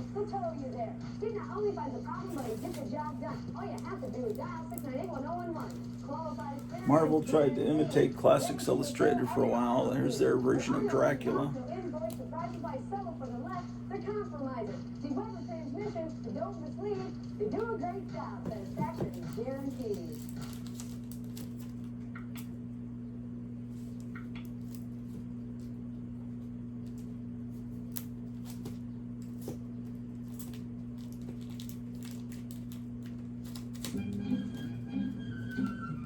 Children, from border to border, the class will come to order. Do you know your lesson? This Marvel double feature was reprints of Tales of Suspense. It was in the 70s. In every way.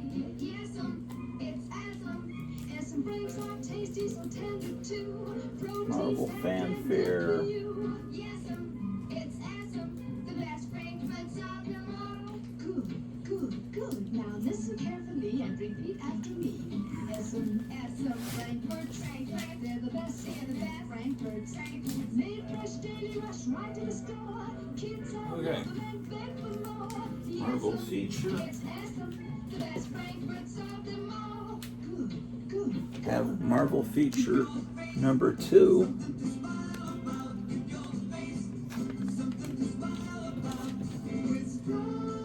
I think that's Barry Manilow singing there.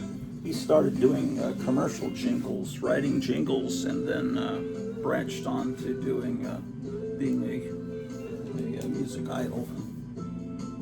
Sounds like Barry Manilow to me. Here's number 3.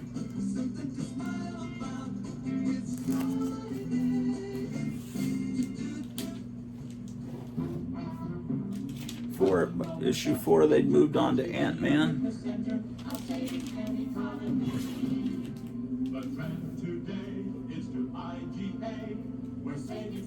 Number 5, couple of copies of 5. This one's in better shape.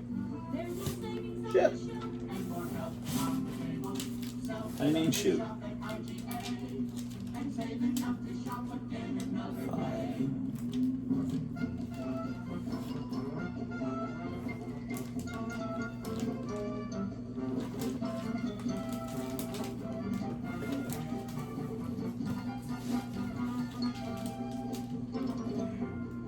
Why do I have 3 copies of Marvel feature number 6? I don't know.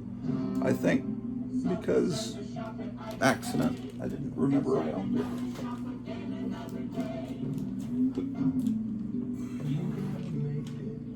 So far, I have a complete run of Marvel feature. Here's 7. That will end soon, I'm sure. Here's 8. Oh, see, already I'm missing 9 and 10. Here's 11.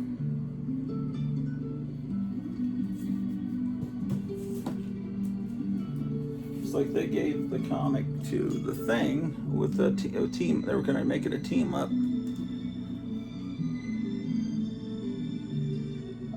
But then they gave the Thing Marvel 2-in-1 as his team up book, like Spider-Man had a Marvel team up. Okay, so Marvel feature ends and then starts again. Here's Marvel feature number 1, Red Sonja.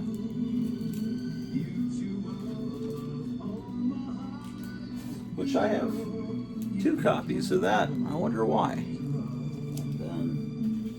I have all of these, 100%. Number 2. These are all ones that I bought right off the rack, off the spinner rack, magazine rack, whatever it was. 3. 4. Some of these I remember exactly, you know. I bought this one at the PX. I remember everything about it. 5. This is, see, the thing about, it's weird. Red Sonja was not really a Robert E. Howard creation. I mean, he created a character named Red Sonja, but she was Russian and she was in a completely different time period. This Red Sonja was a creation of only taking the name Red Sonja. Everything else was created by Roy Thomas, right? So when Marvel had the rights to Conan the Barbarian universe at the time, and Red Sonja became a character intermingled with Conan in the comics, and then when Marvel no longer had the Robert E. Howard license, Red Sonja seemed to, I guess any changes you make to the characters or any characters you create become owned by the Robert E. Howard organization. So that's why you've got Red Sonja being published today by Dynamite, even though I'm sure they don't give any credit to Roy Thomas, but I don't think those Dynamite comics are good. Sometimes they'll have a good cover, but it's just, you know, like anything else coming out today, nothing looks like that. That was a special time, and that's number 7. So that must be the last issue, because if there were more, I would surely have one.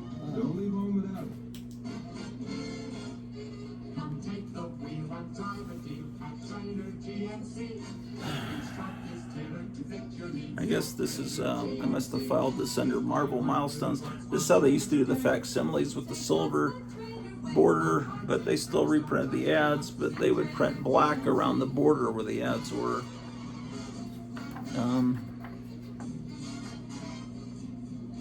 The art pages would be normal, but the ads would have black around them.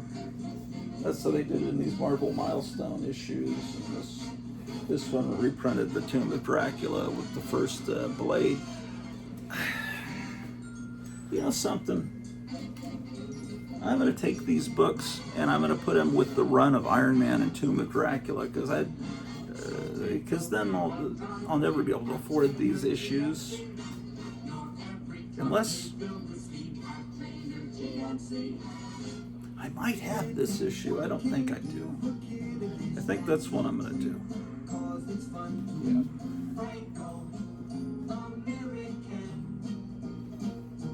Marvel movie special adapting The Island of Dr. Moreau.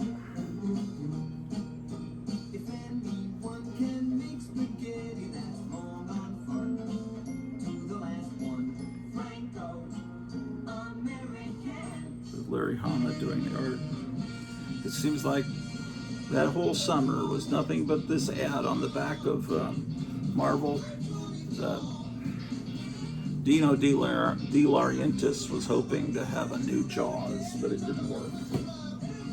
And then he would buy ads later for his remake of King Kong. That was also, ugh. This adaptation of Time Bandits, which is a Terry Gilliam movie that seems to have been forgotten to time. I remember the movie being fun, but the artwork inside has an EC Comics feel, like EC Mad, which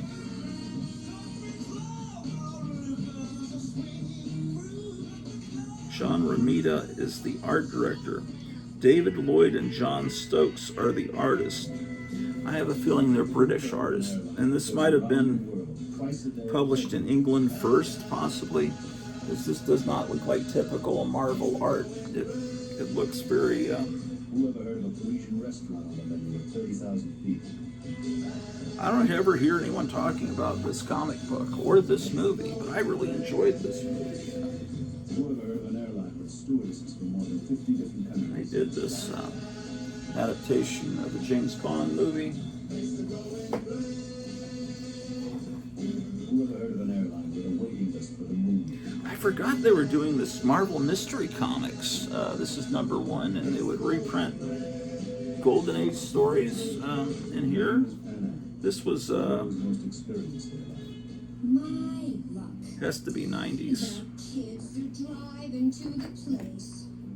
I could finish my math. and December 99. But what can I do about washing my hair? And There's something there's another one. inspiration. It was this, basically what you'd get if you got the Marvel Masterworks archive edition. That's what DC called them. Anyway,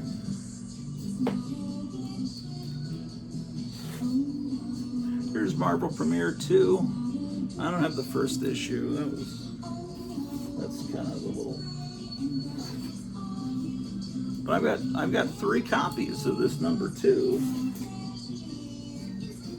3. Doctor Strange started a really great run with that.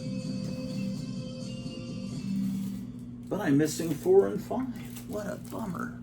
I have them reprinted in other forms, but that makes me want to get 4 and 5. But anyway. Is there anything that needs to go in here? What else is interesting? Oh, I hope people will understand. Understand what? If they can get a magnificent deal on one of the magnificent 5 Firebirds. Satana, the Devil's Daughter. So what?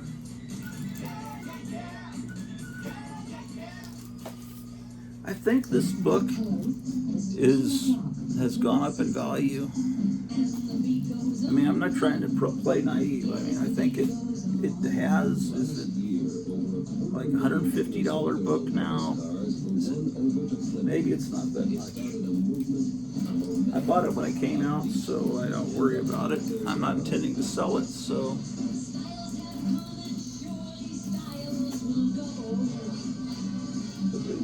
Okay.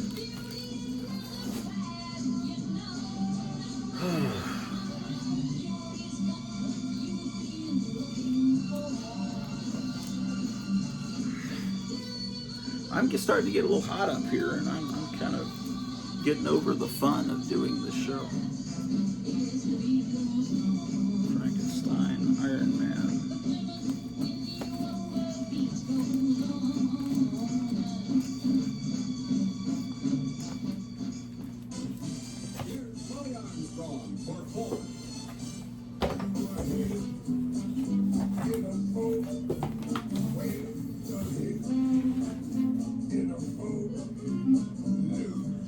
Here's some modern wacky packages that I can take downstairs and file with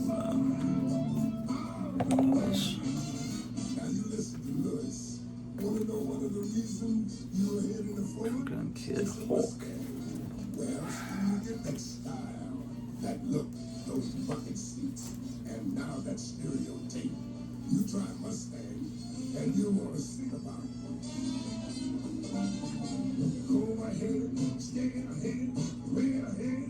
You're ahead without This is the first issue of DC Comics Presents Whitman variant. It was sold in a 3-pack. You get 3 comics for, I think it was 79 cents. And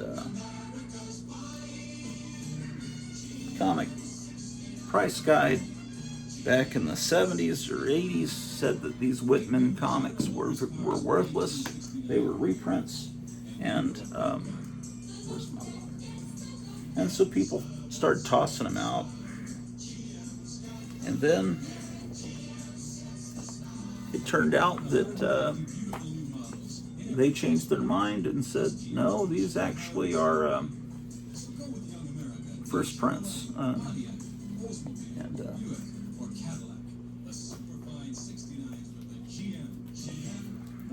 Just found a Doctor Strange. I need to file. So now they're valuable.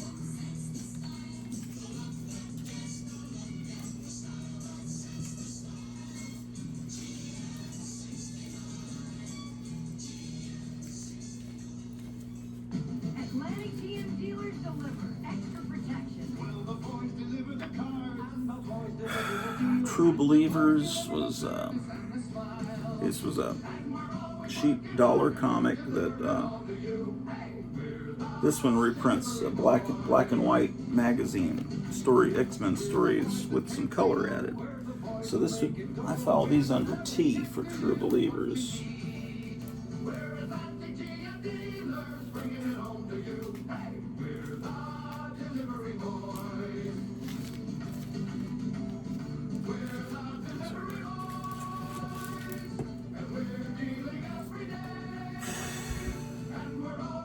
Adventures of the Outsiders. I think this started as Batman and the Outsiders. I'm not even sure if I have any copies of Batman and the Outsiders. People tell me it's good. I think that they took Batman off the title and then they just kept the numbering going, so I probably should file this under B. I bought this just from a dollar bin because I like the cover. I think I'll put it under B for Batman.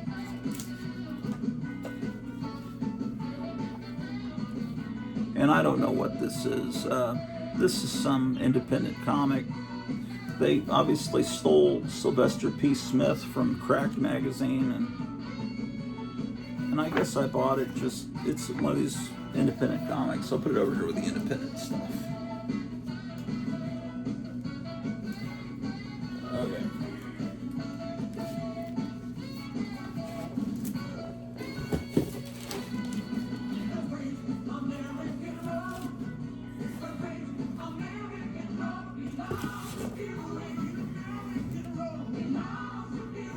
Okay, do I have any other M's? Marvel Milestone, Marvel. Oh, no, I'm putting that under Iron Man.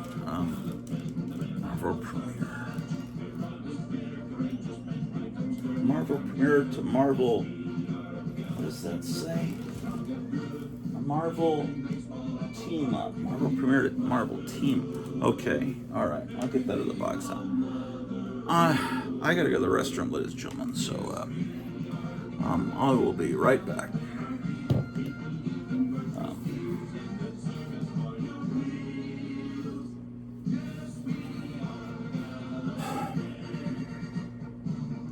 Yeah, would you bring the limousine around? Yeah, I'm gonna end the show about half an hour. Yeah, tomorrow they're gonna put the gutters in the house, so we gotta clear the driveway. Right. Take care. This cost $10,000, ladies and gentlemen. I think these cost about $5,000 when these came out, the first cell phones. I got this for like $1 at a garage sale, and I thought, oh, that's cool looking, man. It's a great museum object. The rubber came off of the antenna. I gotta get some maybe black masking tape or something to. I'll take your recommendations on how to fix the antenna. I wonder if the battery's still in here. Maybe I should take it out. Maybe I might start putting horrible chemicals into the... Anyway, ladies and gentlemen, I've been going to the restroom.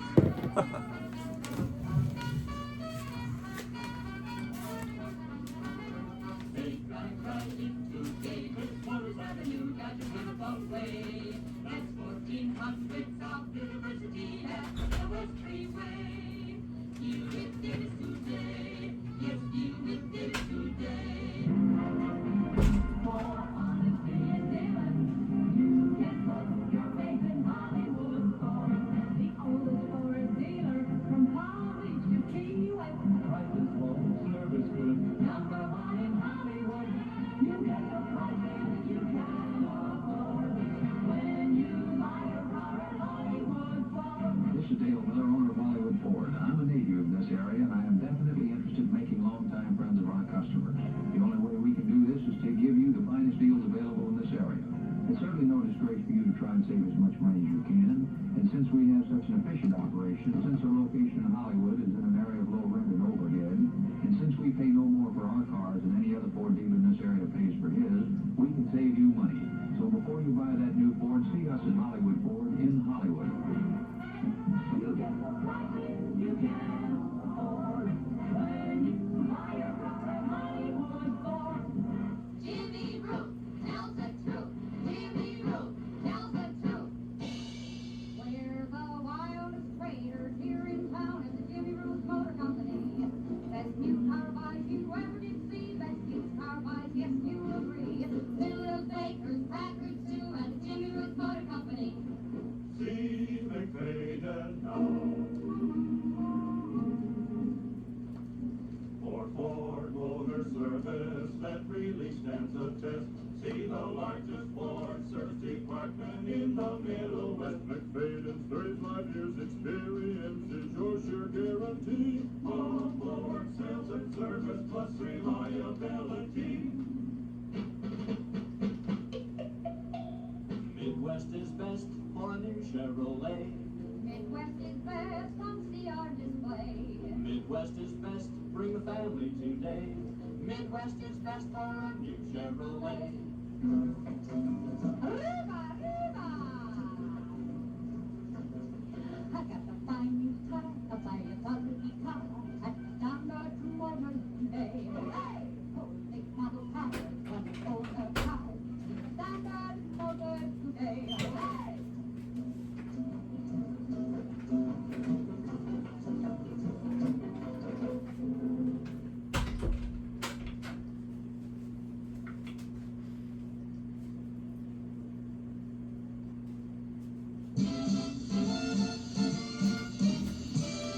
Oh, there's my water. I wouldn't. This water. This must be my wife's water. It's not full. She's already opened this.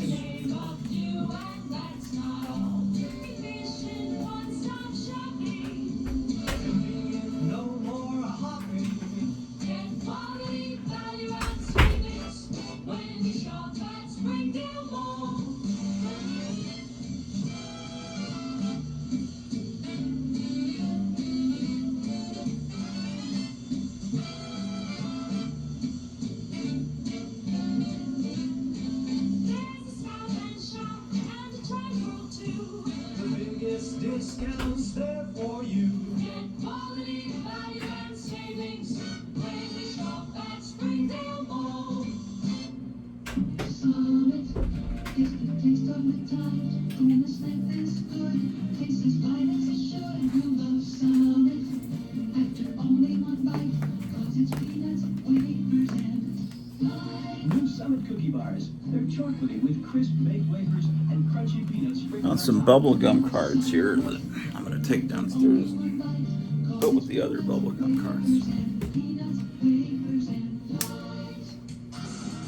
They're, look at this. How about that?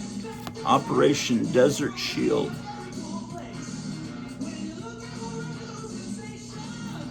How about that?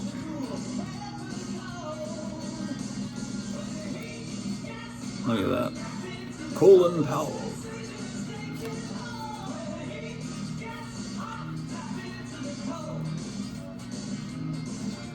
I like this better. His name is Narcan from Los Angeles. That's the team he plays for. Here's his stats. His age is 4. His weight is 72 pounds. You can help Narcan stop drug smuggling. So this is a drug dogs card.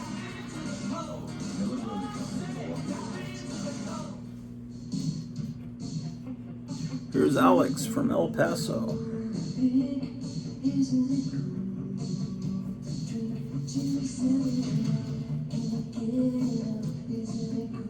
The heck? Why are these stuck together?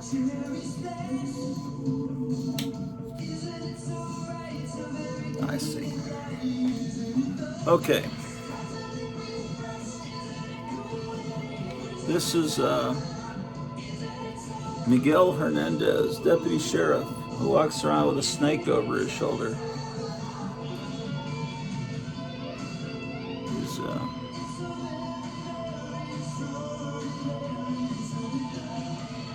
where is he from?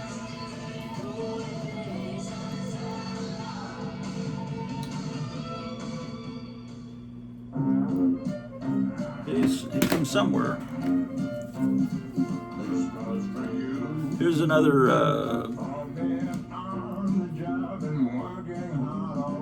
David and Griselda Guerra, deputy sheriffs.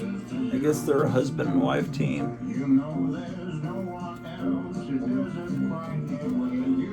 Here's another Desert Shield card. Thanksgiving in the desert.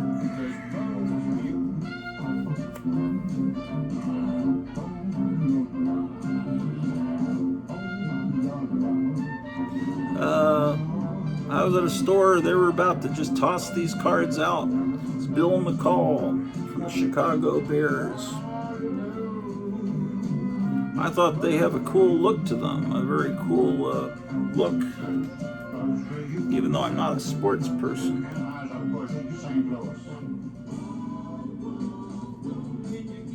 I'm trying to figure out the year, man. It's tops.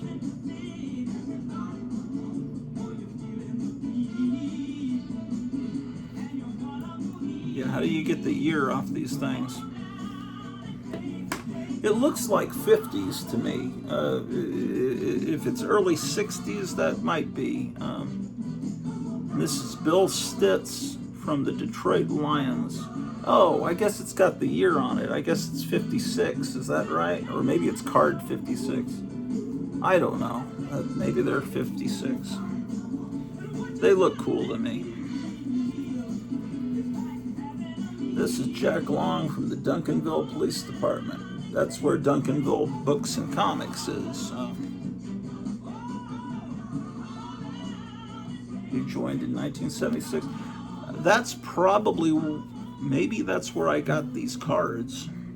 They were probably being given away. It's like, take me, please. They probably had stuff at the cash register. Free stuff, take me. Vice President Dan Quayle.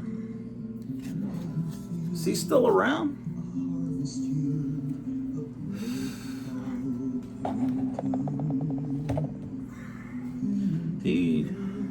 His big moment was not being able to spell, was it potatoes or tomatoes? I don't remember, something like that. And all these people that probably couldn't spell it either without looking it up jumped on him. But he was a moron. He was part of the cabal, probably. What am I doing here? Oh, I'm getting another box.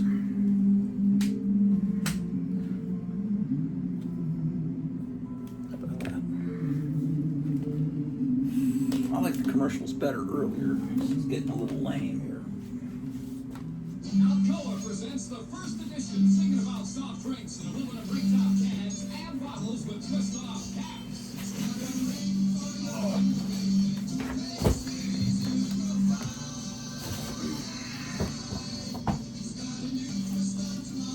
Okay, so we're continuing on with the Marvel premiere with the Mark of Cain, Solomon Kane, Robert E. Howard's Puritan hero.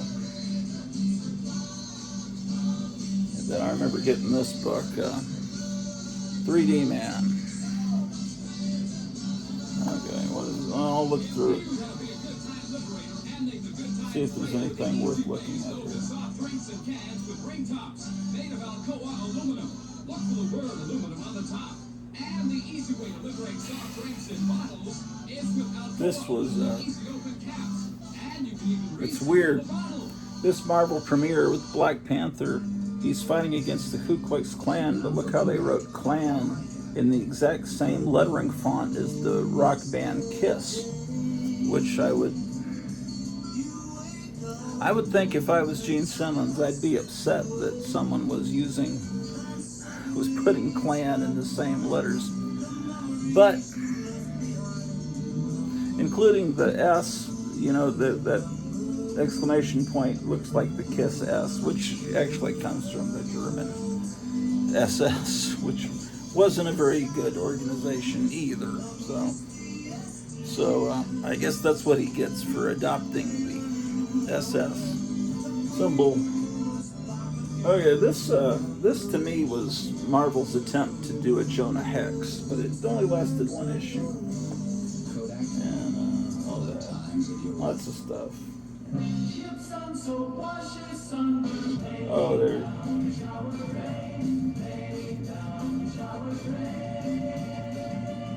A lot of controversy happening in the comic book YouTube. I saw Nerdrotics. Some people are going after Nerdrotics, and where was he on January 6th? You know, because he said something about that Doctor Who should be a man, but is traditionally a man. People got upset with him. And Jim Mint Collectibles is one of the big gods of the YouTube world. That I used to call him Statue Bob because I couldn't remember his name.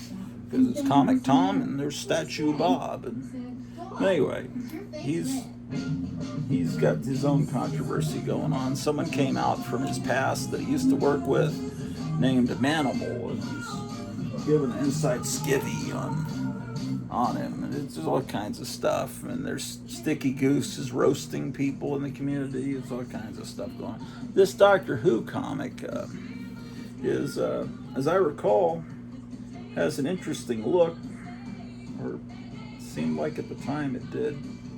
Didn't look like a typical Marvel comic because you could tell it had a British artist, and Dave Gibbons, and so that's why it looks like a 2000 AD kind of comic. And I imagine it was something already, a story already printed in England, and then they just brought it over and translated it into English. You know, I'm just kidding. Then there's Star-Lord. He looks exactly like the actor that plays him.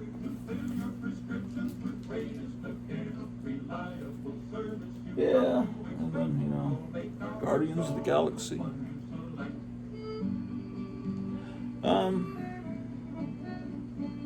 Yeah. How about that? Got a lot of those. Okay, here's where I need to put the Marvel sagas in. Oh, look at this, a baseball card. When I was in third or fourth grade, I made a baseball card of myself. That's what I used to look like. Can you imagine? And on the back, it says, Kenneth is a comic book fan, and then I didn't finish it, and then I put he is, and then my brother put a dumb butt. But he misspelled butt, so who has the last laugh? Me. I should have finished the description. He's a comic book fan, and that's all I put. If I finished it, he wouldn't have had room to put that I was a dumb butt.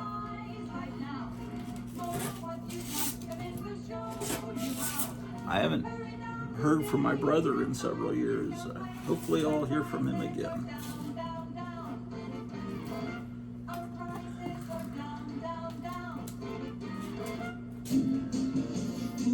Okay.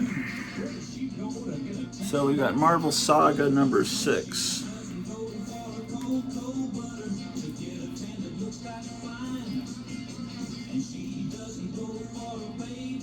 Okay, here's Marvel Saga 5. Saga, potato. Oh, let's call the whole thing 6. Okay, and then we got 10. There's a 10 in here. Do we already have a 10? 9. 2 9s and a 10, and I have another 10.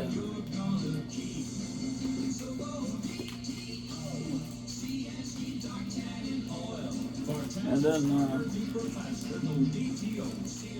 this is the first Bronze Age issue of Marvel's Greatest Comics, and it reprints the beginning of the Galactus trilogy. You can tell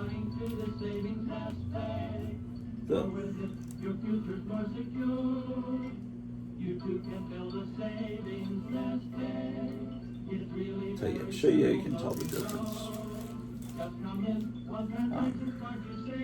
See how the letters are close together in Marvel Comics Group? Here,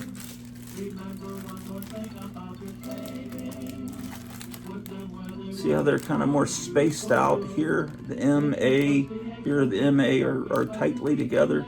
The very first issue or two of the, when they went, see, to me, the Bronze Age starts when they go to the cigar band across the top. And they have picture frame, window frame covers, however you want to call them, and they're 20 cents. They went down from 25. So,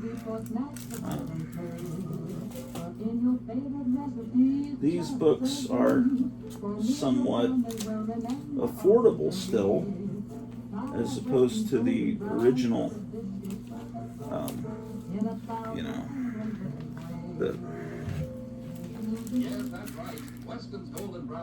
but I think maybe the reprint is getting pricey too. I don't know. I don't know what Marvel's going to do with their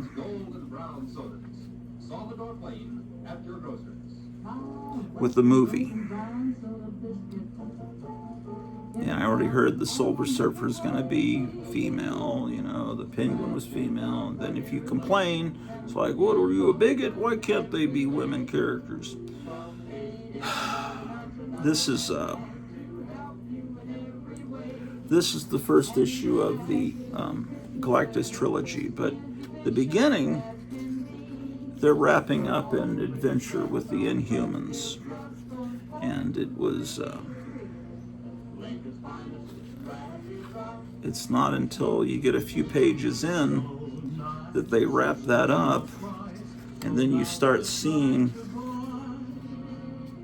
the first appearance of the Silver Surfer, and the Skrulls are worried about something that's happening, and then the Watcher tries to hide Earth with the flame and the atmosphere, causing all this panic. Man, if they could adapt that, it'd be great.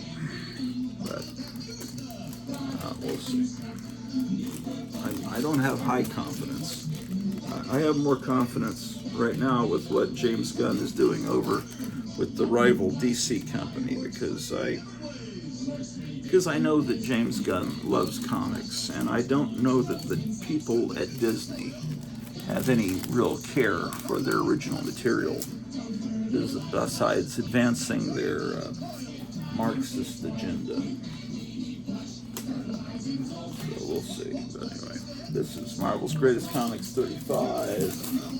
36 continues the Galactus trilogy. 37 ends it. Of course, it's got new covers.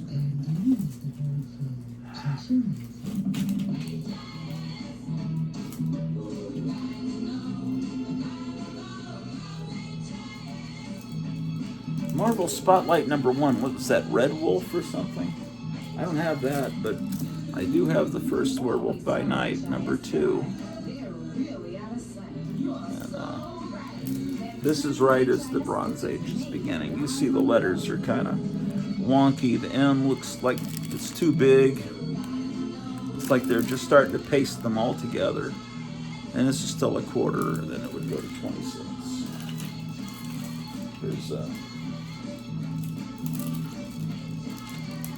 #3.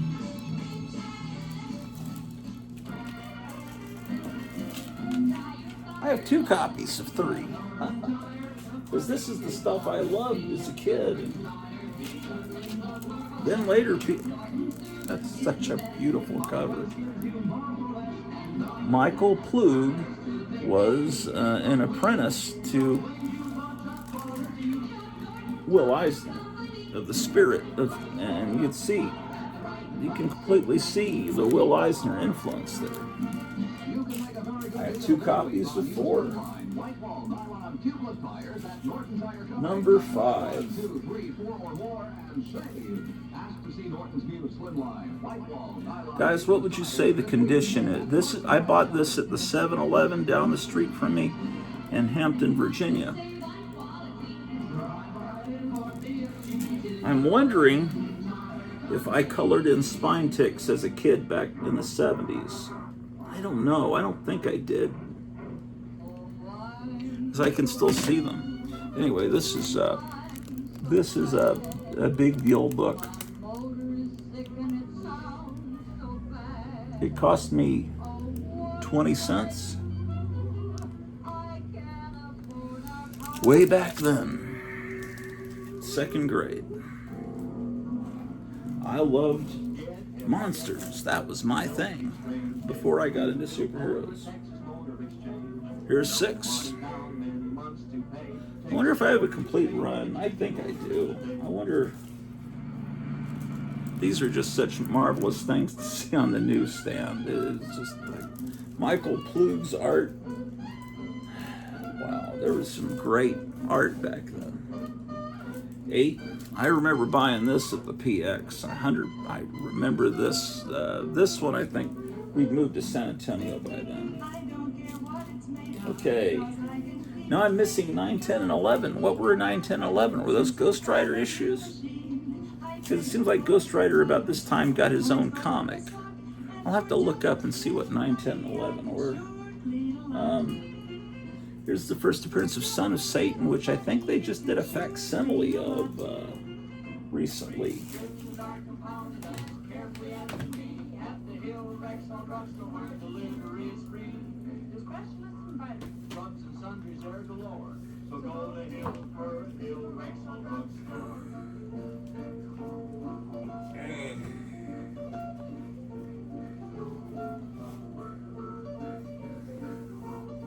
Let's look in the price guide. Marvel Spotlight.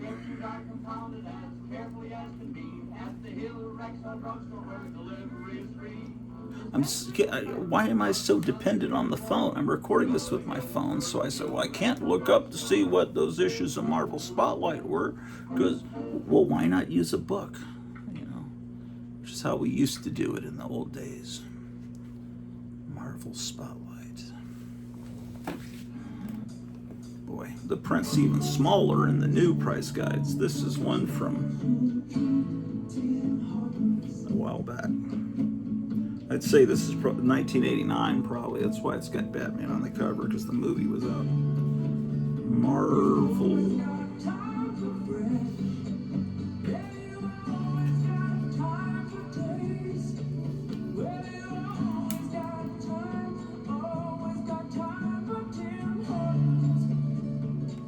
Will send you innocence for $5.99. Oh, baby. Marvel Spotlight. Number 11 was last Ghost Rider. Oh, so I'm missing some Ghost Rider. I wonder why didn't I buy those issues? Well, they're probably still somewhat affordable. Because the way people collect now is they only collect key issues. Anyway, I've got it all in reprint form, but oh well. Let's see what else we got here. Kirby's is a family thing.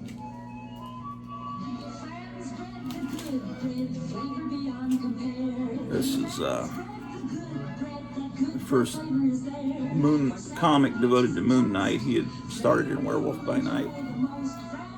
I bought that when it came out. And then I believe this early Spider-Woman costume was created by Marie Severin, designed by her. Let's see if there's anything else worth looking at. Oh. When a comic book store opened in my neighborhood, in my town, this was the very first comic I bought at Lone Star Comics in the summer of '77. Was this issue, Marvel Super Action number 4, 1977. I mean, I bought other comics too, but I remember getting that particular issue because it reprints 50s stuff and it's really cool.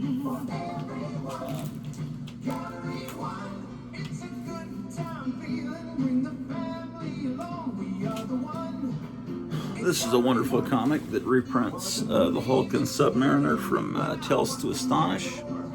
And so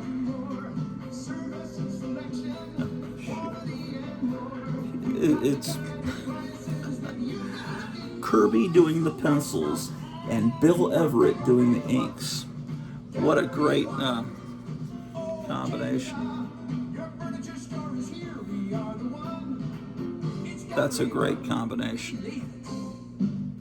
Kirby needs a special kind of guy or girl, woman, to do inks on his art. And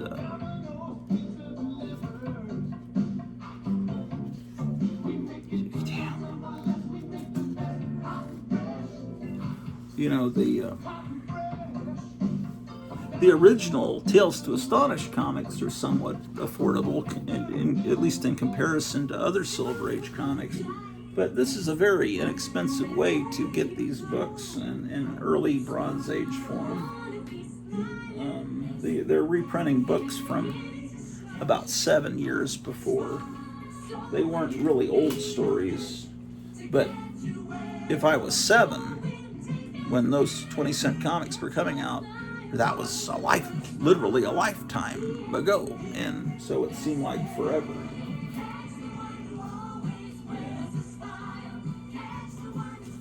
Oh.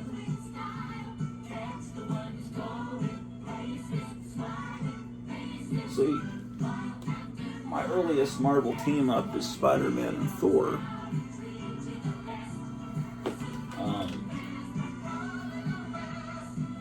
But this is the first one I bought. This is my childhood copy.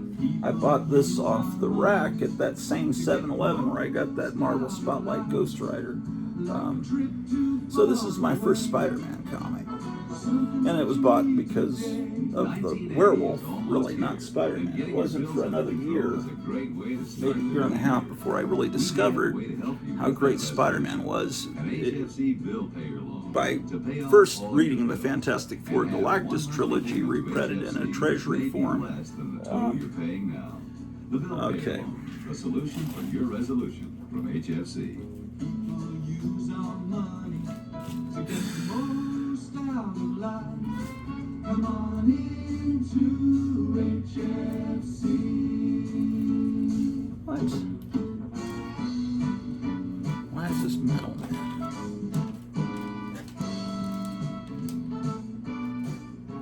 I guess I'll pull one more box. I'm at Marvel. I still feel queasy and dizzy. Punchline. Okay. I'm going to pull another box with the hopes that Metal Men is in that box and I can file this one Soul comic, and then I'm going to call it quits for today because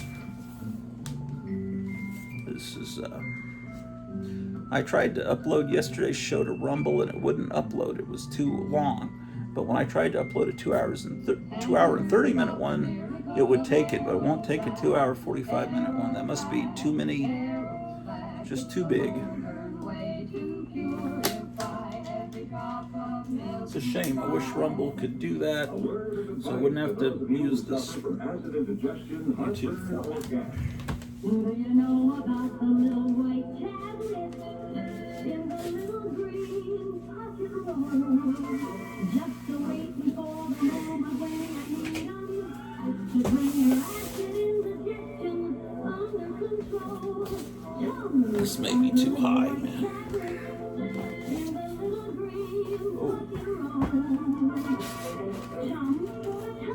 Marvel team up. A lot of Marvel team up, man. Whoa, this box is pretty much all Marvel team up.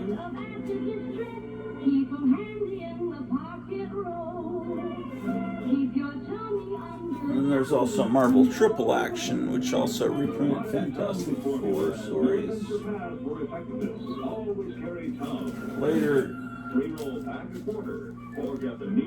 Later Avengers stories.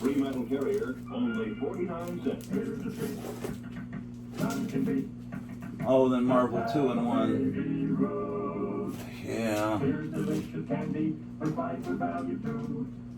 Full of everything that's extra good for you. Try one, buy 6. Do it and you'll see. For age your youth is baby Ruth. A kiss you. This is Marvel 2-in-1. The first issue where the Thing was teamed up with, you know, I kind of remember Man-Thing as being green, but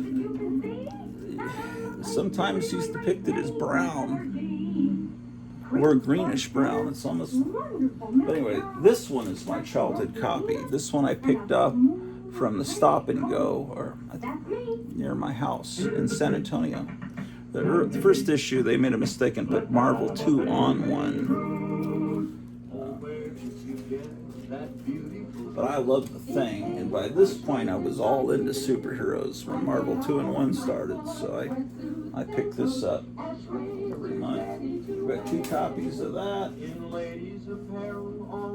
Let's see, here's number 3, Daredevil. Not letting you guys see the cover.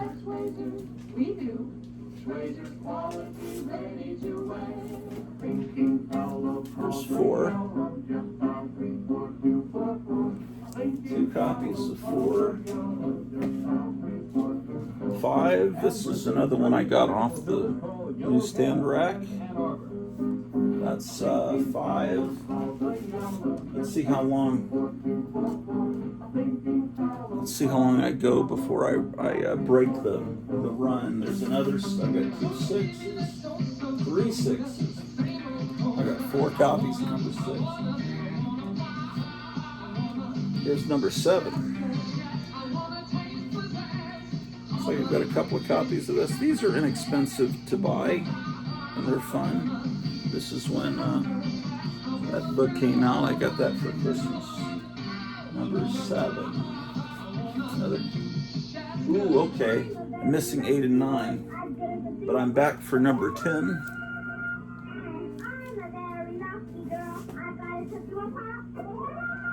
And 11. I got confused as a kid with this character Golem.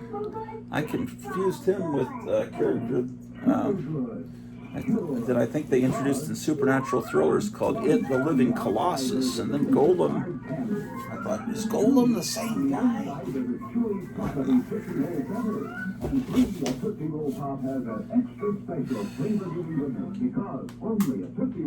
Enough of this nonsense. I wonder if the mail is here.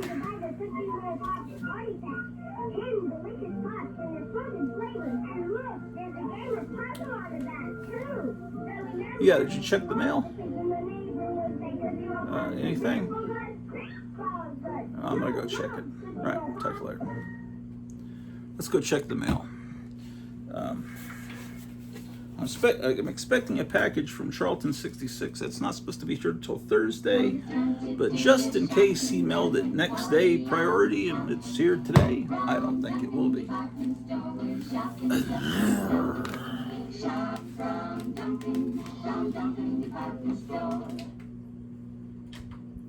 Okay, we're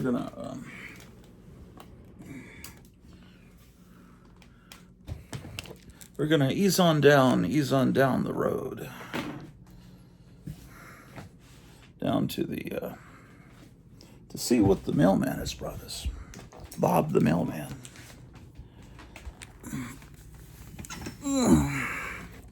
Gosh darn it. And who knows? Perhaps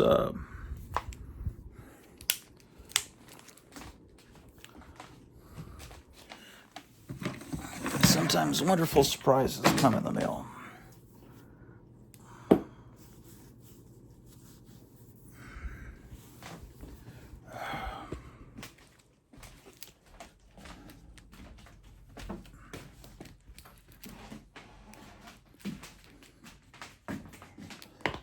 What a mess. I gotta organize this room too.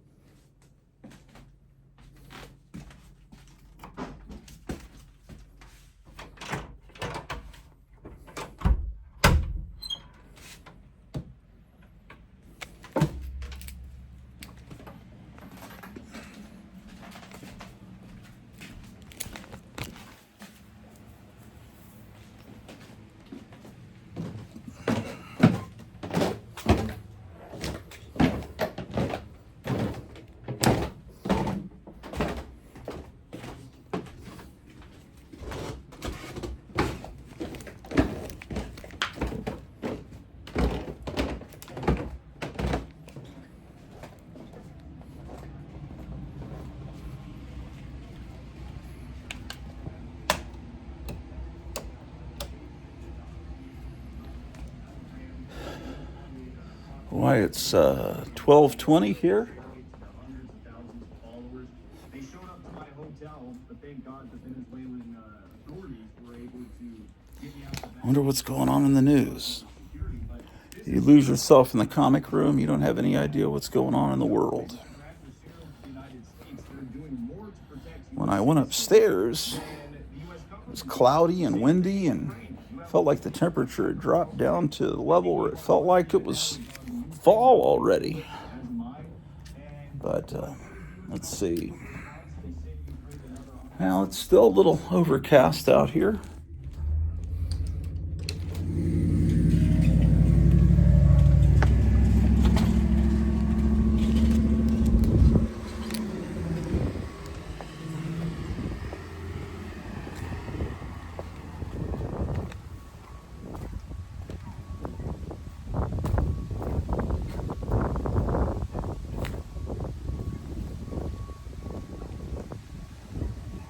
Yeah, quite a wind blowing.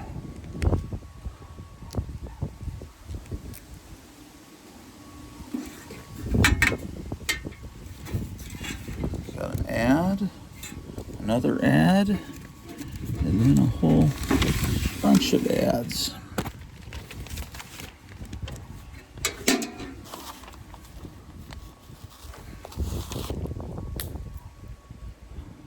Yeah, it feels like it's not even 60 degrees out here.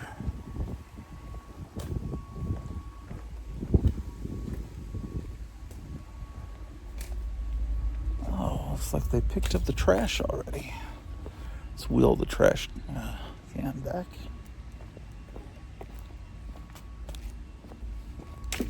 Dang it.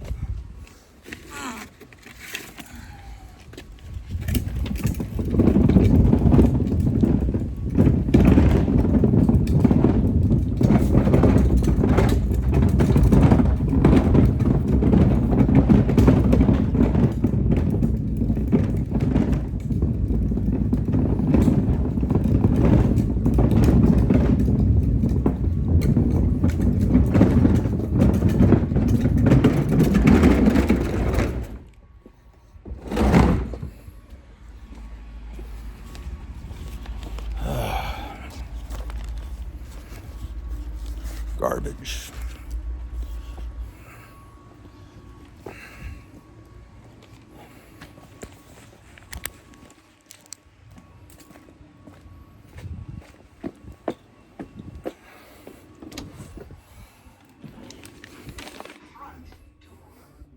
Why, it's Drew the dog. Hello, Drew the dog. How are you? Well, it's been wonderful, but it's time for my boot heels to be wandering. So I'll catch you on the flip side, and don't take any wooden nickels, and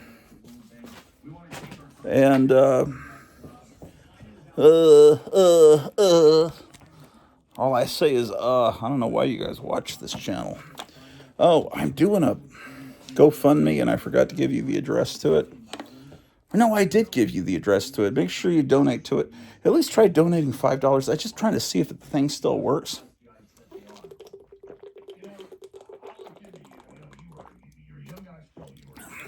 I might do a live stream tomorrow. Depends how I feel. We'll see. Goodbye, Mr. Bond.